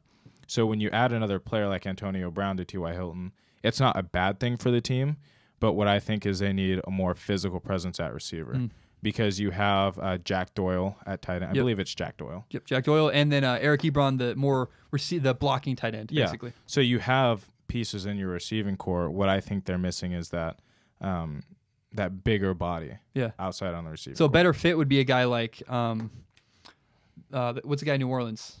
Michael Thomas. Michael Thomas would be a better fit with the Colts than a Antonio Brown. Yeah. Because you already have an Antonio Brown type role with T.Y. Hilton. Exactly. What's a good pair? So a good pairing with Antonio Brown would be who? What receivers? With if I could pick any receiver in the league? But what body type? So you have Antonio Brown, he gets under the ball. He's not a big 6'5" guy that goes and catches jump balls, right? That's also a technique. A little side note about receivers. Go ahead. Antonio Brown knows how to keep the fight on the ground. You very rarely see him go up for a jump ball or a contested jump ball and rip it out of somebody's hands. What you see is him using his body positioning, slowing down so that the ball is always coming over the top or at a position where he can get it, but the defender can't. He manipulates his body positioning so he doesn't have to go for a jump ball. Exactly. Interesting. And that's a big piece. What was I saying though? What kind of body type would you pair him with? So he's not a 6'5" physical possession receiver. Is that the kind of guy you'd want to pair Antonio Brown with? Yeah, you want a bigger target. You want your sideline target, which you do have. If you say he did go to the 49ers, you can put George Kittle outside. He can do that. I mean, the obvious pairing would be somebody like a Michael Thomas or like a Julio Jones, bigger guys like that, or DeAndre Hopkins, honestly, because DeAndre Hopkins is extremely physical. But as a receiving core, you just, as much as I'd like to say size or height doesn't matter in playing a receiver, in your core somewhere you got to have that taller, more physical guy. That's just awesome. Have to. Yeah. All right. Let's transition. I have 2 things left I want to talk about. These are more regional stories. I think if you're nationally listening to the show, though, it's still interesting because you have good insight. It's a weird story I want to talk about. It's one of the first stories in a long time I have real sources on. I want to talk about this next. Gage Gubrud, a quarterback from Eastern Washington University, is transferring to Washington State as a graduate transfer. I have sources, players on both teams, Washington and Eastern. Fact, it's happening. I don't mean to break the story. I'm not really interested in breaking the story as much as I'm interested in what does this mean? Why is this happening? What does this mean for Washington State? What does it mean for Eastern Washington? I first want to describe what happened, though, is Gage Gubrud was a senior last season for Eastern Washington. Yep. He was a 5th-year player, which means that's after your 5th year, you're done. You can't play any more football. Done. He got hurt. That's really important. We can't forget he got hurt. And in his career, he had a great career. Actually, his first start ever at Eastern was the game that Eastern beat Washington State. Weird, interesting fact. But he got hurt in their 5th game of the year at Eastern Washington. Then Eastern Washington, on a long run, they played in the national championship game, which means they played in 15 total games this year. Right. According to the NCAA, if you've played in a third of your team's games or fewer, you can be granted a medical gray shirt, which means you can get 1 more year of eligibility. Right. Because they went to the national championship, because they had success without him, 5 of 15 is 1/3 of the season. Technically, by NCAA rule, he should be allowed 1 more year to play in the NCAA. I think it's going to happen. I think he's going to get that. And so what we're seeing is now, is Gage Gubrud going to Washington State? Is that actually a big deal? So he's going to go. Awesome. In your opinion, you've played against him. You played at Portland State. He played at Eastern. You've played against each other in games. What kind of impact is he going to have with Washington State? Does this even matter? whatever quarterback ends up starting for Washington State is going to have an impact just by nature of their offense. Yeah. You had what? You had Connor Halliday. You had who was the guy before him? Luke Falk after him. And you had Gardner Minshew. Yep. So when you have guys who can understand Leach's offense, a quarterback's going to be successful. By the design of the offense, the quarterback has an impact. Sure. Exactly. And whether or not he can do that, I don't know. To me, Gage Gubrud, can't really pronounce his last name. I think it's Gubrud. Yeah. He had an excellent year. So 2015 didn't play. 2016, he has Kendrick Bourne, starts for the 49ers. Yep. Cooper Kupp starts for the Los Angeles Rams. Yes. And a host of other talented players at Eastern Washington. He had NFL players on his roster. NFL players on his roster to throw the ball to. So you know those dudes are getting open for him to deliver the ball. Yeah. Making the throws easier for Making him look good. Right. And so he had a 67% completion percentage, threw for like 5,700 yards, something ridiculous like that, 48 touchdowns and only 14 picks. More picks still than I'd like to see. Yeah. But yeah, he had an excellent year. And him and Cooper Kupp were up for Walter Payton Player of the Year, which is the highest honor for FCS football. Yeah. So he had an incredible year. Kendrick Bourne and Cooper Kupp leave. Completion percentage drops to 61%. He only has 26 TDs and then has 12 picks and only 3,000 yards. Yeah. So production dramatically drops off. As the talent dropped off. Right. And it's not to knock him, but there was a lot of throws he was missing, a lot of throws he was unwilling to make, and whether that's due to not trusting his receivers as much or the scheme, whatever you want to say, there was a drop-off in his performance. I'm comfortable knocking him. Look, I'm a Washington State fan. I went there for a year and a half. My room is decked out. This is you're literally drinking out of a Washington State cup. Like this, I don't hate Washington State. I get that. I actually, for a while when I was there, I decided to not talk about them anymore because I got hate from football players in my classes. But I'll say this. I don't think Gage Gubrud makes a huge impact for Washington State. I don't think so either. I was at the game. I worked at the game, Eastern Washington State this last year. Eastern had people open that couldn't get the ball because Gage was inaccurate with throws. Right. They should have put up more points and potentially beaten Washington State. But their quarterback, Gage Gubrud, wasn't accurate enough to deliver the ball and operate their scheme. Another interesting wrinkle is the people I've talked to, players on both teams, is it looks like Gage reached out to Washington State. It doesn't look like they wanted him. It looks like he wanted them. And it's a weird situation because Eric Berrier, Eastern's backup quarterback, came in. They were better with the backup. And it makes Gage look kind of bad that without him, the team got better. Went to the national championship. I think this is a guy saying, I want to play again. I'm going to figure it out. I got somewhere to go. Right. He had options. He could have gone to Utah. Utah is Troy Taylor is the offensive coordinator at Utah. His last job was Eastern Washington, coaching Gage Gubrud. Yep. If he believed in Gage Gubrud, he would have said, "Hey, come play at Utah." He didn't really want him. Yeah. And so I'm not convinced that Gage Gubrud is really a huge deal. I don't know. I think honestly, if you want to be an NFL quarterback, which I imagine he thinks he can be, I don't know. It seems like a great guy. I would have gone to Utah. I think Utah's a better culture, better coach. I think he chose Washington State out of desperation, not because they really wanted him, and that's a big issue. I think he chose Washington State, or was looking at Washington State, just simply because of the fact, like we talked about, the Washington State quarterback has so much command over the offense, has so many different options, and their scheme, it makes the quarterback look absolutely amazing. Yeah. And coming off of injury, getting a job back from a quarterback who just went to a national championship, very hard to do. Trying to earn that back and then earn back the locker room, because as a quarterback, you have to have the locker room on your side. To earn back the locker room, I mean, there's a lot of things that are challenging there. And it's not to say he's stepping away from adversity by any means, because sometimes you just have to go find another opportunity. Yeah. And I don't think Utah's the pick, and I think part of the reason why his old offensive coordinator might not have wanted him is maybe he saw those things, like the inaccuracy in passing. Yeah. But also, Utah's quarterback is talented. Tyler Huntley. And and their scheme is, like you mentioned, it's centered around ball control, being conservative, and they want their quarterback to be able to make plays with his legs, which Huntley can do. And Gage can't. I don't think the same ability. Not anywhere near the same ability. So I think that I wouldn't say it's as much as their offensive coordinator didn't want him. I just don't think Gabe fits the scheme and what they want to do at Utah.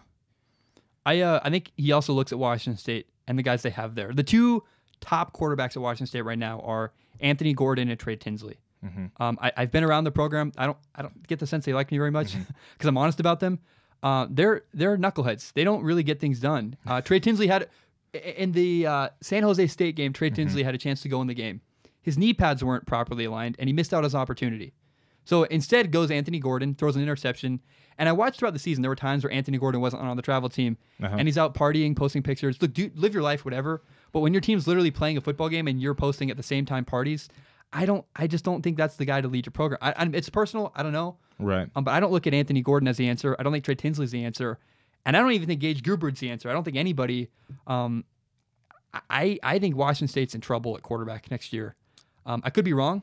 They're bringing in a freshman recruit. I can't remember his name. He's an early enrollee. A guy from California. Something Cooper. Oh, that's Cam Cooper. No, he was there last year. Cam Cooper's a left-handed kid from Utah. He was on the roster, got long hairs there last year. They have an early enrollee, a guy from California. I forget his name. I don't really care. It might be Cam Cooper. They might start young, have him as a sophomore, get 3 years with him. Yeah, I think Cam and Cooper can end up being the dude for him. Yeah. Makes sense to me. Here's the advantage with Cam and Cooper is you get more years with him. Yeah, you get more years with him, which I don't think has proved to be incredibly important. I think it does because if you have a senior for Leach's system, sure, but if you have a senior and a sophomore tied, why not go with a younger guy to get more out of him later? His ceiling's higher because you get more years with him. I would think. Technically, I don't think Leach really cares. I think Leach wants whoever can run the offense to the best Leach will play ability. whoever is best. It does not matter whether you're a senior because he had the. I'm not sure how much better Minshew was than the other quarterbacks. You watched more. You were much more involved in the Washington State football, but Minshew only had 1 year. Yeah. And he was willing to start him because he gave him the best chance. And I think that's what Leach is going to do. Whoever gives you the best chance is who's going to play. Yeah. Well, I think it's interesting. If you go back to Gage Gubert and Gardner Minshew, the difference was Washington State went out and pursued Gardner Minshew. They said, we're in trouble. We need a guy who understands the air raid system. I think it's a lot more the case that Gage Gubert reached out to Washington State. I will say this. I hope Gage succeeds. I mean no ill will. I'm sure he's a great guy. People say he's got a great understanding of football. They say he's really nice. It's also worth noting he got arrested at Eastern Washington. He had some problems with that. I'll say it. Look, nobody expected Gardner Minshew, the graduate transfer at Washington State last year, to have the year he had. Not at all. And it's possible the same thing happens with Gage Guberud. I'm not convinced that will. I would be surprised if he had a great year. But look, it's happened before. Maybe it happens again. To me, it's up in the air. Obviously, I wish him success. You never want to wish anything negative upon somebody. Yeah, I agree. But just seeing the drop-off from having Kendrick Bourne and Cooper Kupp to not as much talent and kind of seeing his performance drop off, I don't know where he's going to be at. So As an analyst, they were an FCS playoff team. Yeah. And then that following year, they didn't make the playoffs. When he didn't have the help, they didn't make the playoffs. And then when he got hurt, they did and went to the national championship. Eric Berry's a great quarterback. He's incredible. Yeah. The last thing I want to say, I want to move on to this. And the last topic of the day is Washington State University has extended their head coach Mike Leach's contract through 2023. And I think we're on opposite points of this. I think it's a good move. You don't. Why don't you like this? I don't think it's a horrible move. Man. I just think, Leach has been there since, 2012? 2012, yeah. Yep. They've been 7-7 in bowl games since then.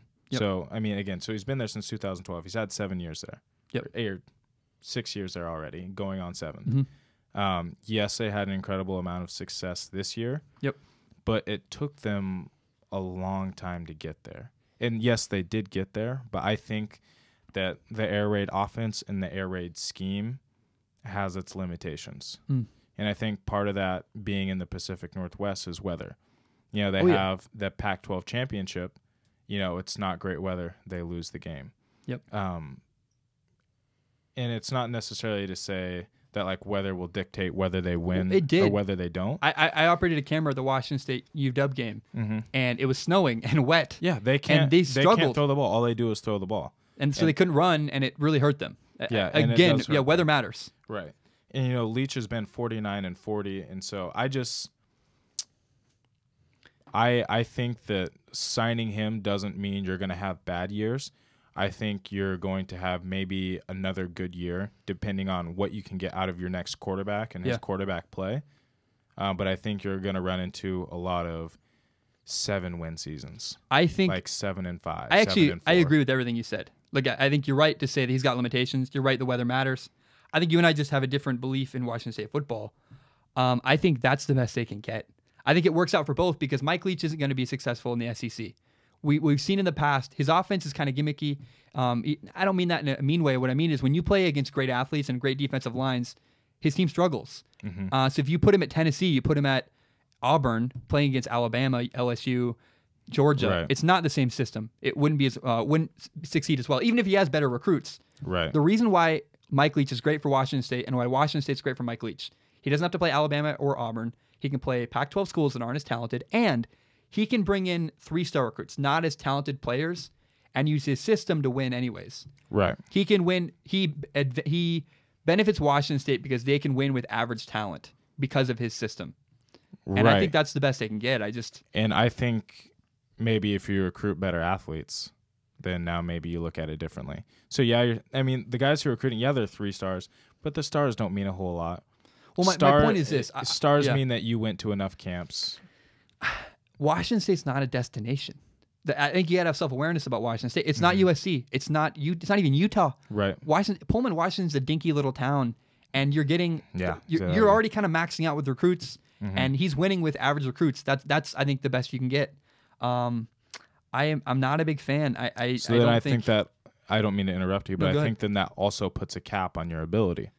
Definitely. Well, I don't think Washington State can ever be a college football playoff team. Right. So I'm not a hater. It's honest. I don't think they can. If they win the Pac-12 championship, they pretty much automatically are. Sure, but is that going to happen? I don't see that happening. Yeah, I don't either. I think you should be happy that you got your coach back. You can have more good years. You're going to win games, go to bowl games. It's going to be good. It's not going to be bad. See, here's the problem is the toughness of the Pac-12 North. Because you have to deal with Stanford every year. You have to deal with the University of Oregon, who's on the rise. They got Justin Herbert coming back. They've got basically their full O-line coming back. They've got an excellent defense that was young for the past 2 years. They're getting better. Oregon's going to be good. You've got UW, which has NFL talent, and now you're putting Jacob Eason back there, who I suspect is going to end up being the starter. Dominate. Yeah, the dude's got an absolute gun. He's accurate. He has experience. He played and started at Georgia before Jake Fromm ended up getting there. Yep. So you're bringing in a guy who has a lot of experience, and I don't think Washington State's going to be consistent. Oh, and you have Utah. Yep. Well, in recent years, Washington has dominated Washington State. With Jacob Eason at quarterback, that's just going to continue. In fact, I think the margin's going to grow worse and worse. Yeah. And so that's why I think that signing Mike Leach to more years puts a cap on your ceiling. It's just signing to maybe another 8-win season, but then just more 7-win. So you're saying you're putting a cap on your future, and you're saying you're marginal. But again, I think if you're Washington State, you got to just be happy with that. Yeah. I'm sorry, but it's not going to become a powerhouse. You never want to be happy with that, but it's just the fact of the reality. It's the reality of Washington State. I think they're happy to win 8 games, and that they should be. So cool. I guess the last thing I want to say, if we may, this will be brief. Okay. Roger Goodell made a comment today. Yesterday finally made a statement about that failed play in the Super Bowl. This one will be a breakout. If you're still listening to this podcast, we'll talk about it. And it's really obnoxious to me that people are mad. They're like, why didn't he comment earlier? He didn't say anything of notice. I think he was in a no-win situation. He had to say something at some point about the Saints. Right. And of course he waited 10 days. He let everybody cool off. And I just don't think it would have benefited him at all to make a statement immediately after the game had happened about that missed call. Right. People are just mad and getting mad at you back. Yeah. I think it's unrealistic when people say we should have a rematch. Yeah, it's very unrealistic. It's still like, okay, you made this point early in the pre-production meeting. You said, what if the Rams win? Then what? Or what if the Rams lose the rematch? Yeah, and then now the Saints are going to the Super Bowl. And there's missed calls all the time during games. Is that one very egregious? Yes. Yeah. But say you replay that game, now the Saints win. The Rams are like, well, we just got cheated out of the Super Bowl. Are you going to go play 2 out of 3 now and like the winner of the rubber match, gets to go? I mean, that doesn't make sense. And then you also have to think about the production process of the Super Bowl in terms of marketing and business and sales. Yeah. You can't push back the Super Bowl. No, you don't just push back the Super Bowl at all. And then now you got the Patriots. Now they have to wait another week or another 2 weeks now to be able to play a game. Yep. And so now they're going to be rusty, and it's not just well, one they'll bye also week. have more time to prepare too. It's weird. Like you give the Patriots 3 weeks to prepare and the Rams 2. Like that doesn't work. And then the NFL season is already long enough. Now you're risking more guys getting injured playing these regames. All I'm saying is Roger Goodell's statement doesn't mean anything. Whether he said anything or not, there's nothing that you can do or could have done. Yeah. The call wasn't made. I think it was egregious, but there's really is nothing you can do because there's no logical way to go about it. No, you can't. It's over. Like you can't change it. You It's can't over. rematch. It's just unrealistic to say that. Another thing too, it's interesting is the Saints had after that call was made, the Saints still had an they played defense at the end of the fourth quarter, gave up a field goal. They had a chance to stop the Rams on offense. They didn't. Then in overtime, they got the ball first and threw an interception. They had two opportunities. I have never seen Drew Brees throw a pick like that. He closed his eyes, was getting sacked.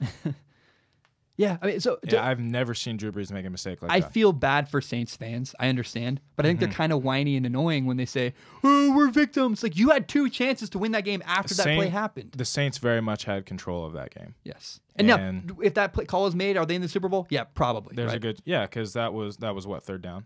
Yeah, and they had to punt. They had to kick a field goal. Yeah. So, I mean, but if the call was made, they would have had first and goal with 2 minutes to burn. They could have kneeled 3 times, kicked a field goal, given the Rams the ball back with 4 seconds left. That's what would have played out. Yeah. But like you still, again, you had defense, you had overtime, you didn't win the game. Yeah. Move on. I don't know. 3 matches annoying. Hey man, thank you for coming, dude. This has been of course. It's been long. It's been really good though. I'm really I'm proud of this. I've wanted to do this for so long. Yeah, it's fun. It's always good to talk with you. Got any thoughts at the end? I love this. Man, no, not really any thoughts.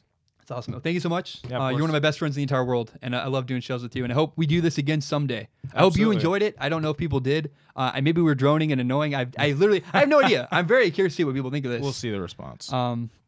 As always, remember you can subscribe to Strong Opinion Sports on iTunes, on YouTube, and on SoundCloud. You can find the full entire hour-long podcast on YouTube. You can also find shorter breakout clips, like 30-second clips, 5-minute clips if you want. Thank you so much, guys. I appreciate you. I have news coming soon. I can't talk about it yet. It's been like a crippling fear, but we will talk about it very soon. I know what it is. You do? I'm so excited, man. I want to announce it. I'm excited for you. Dude, I was on the phone for I know 2 weeks. That's a huge step like that. Yeah. Wow. I can't wait. I wish. I can't talk about it until it's a done deal. I just don't want to be that guy that like I announce it and then I'm like, oh, by the way, it's not working out. And maybe I'll make the same move. I would, dude. Doing it with you would be, you know. Oh man, I love you, man. Appreciate you, guys. Thank you so much. Bam, we are done.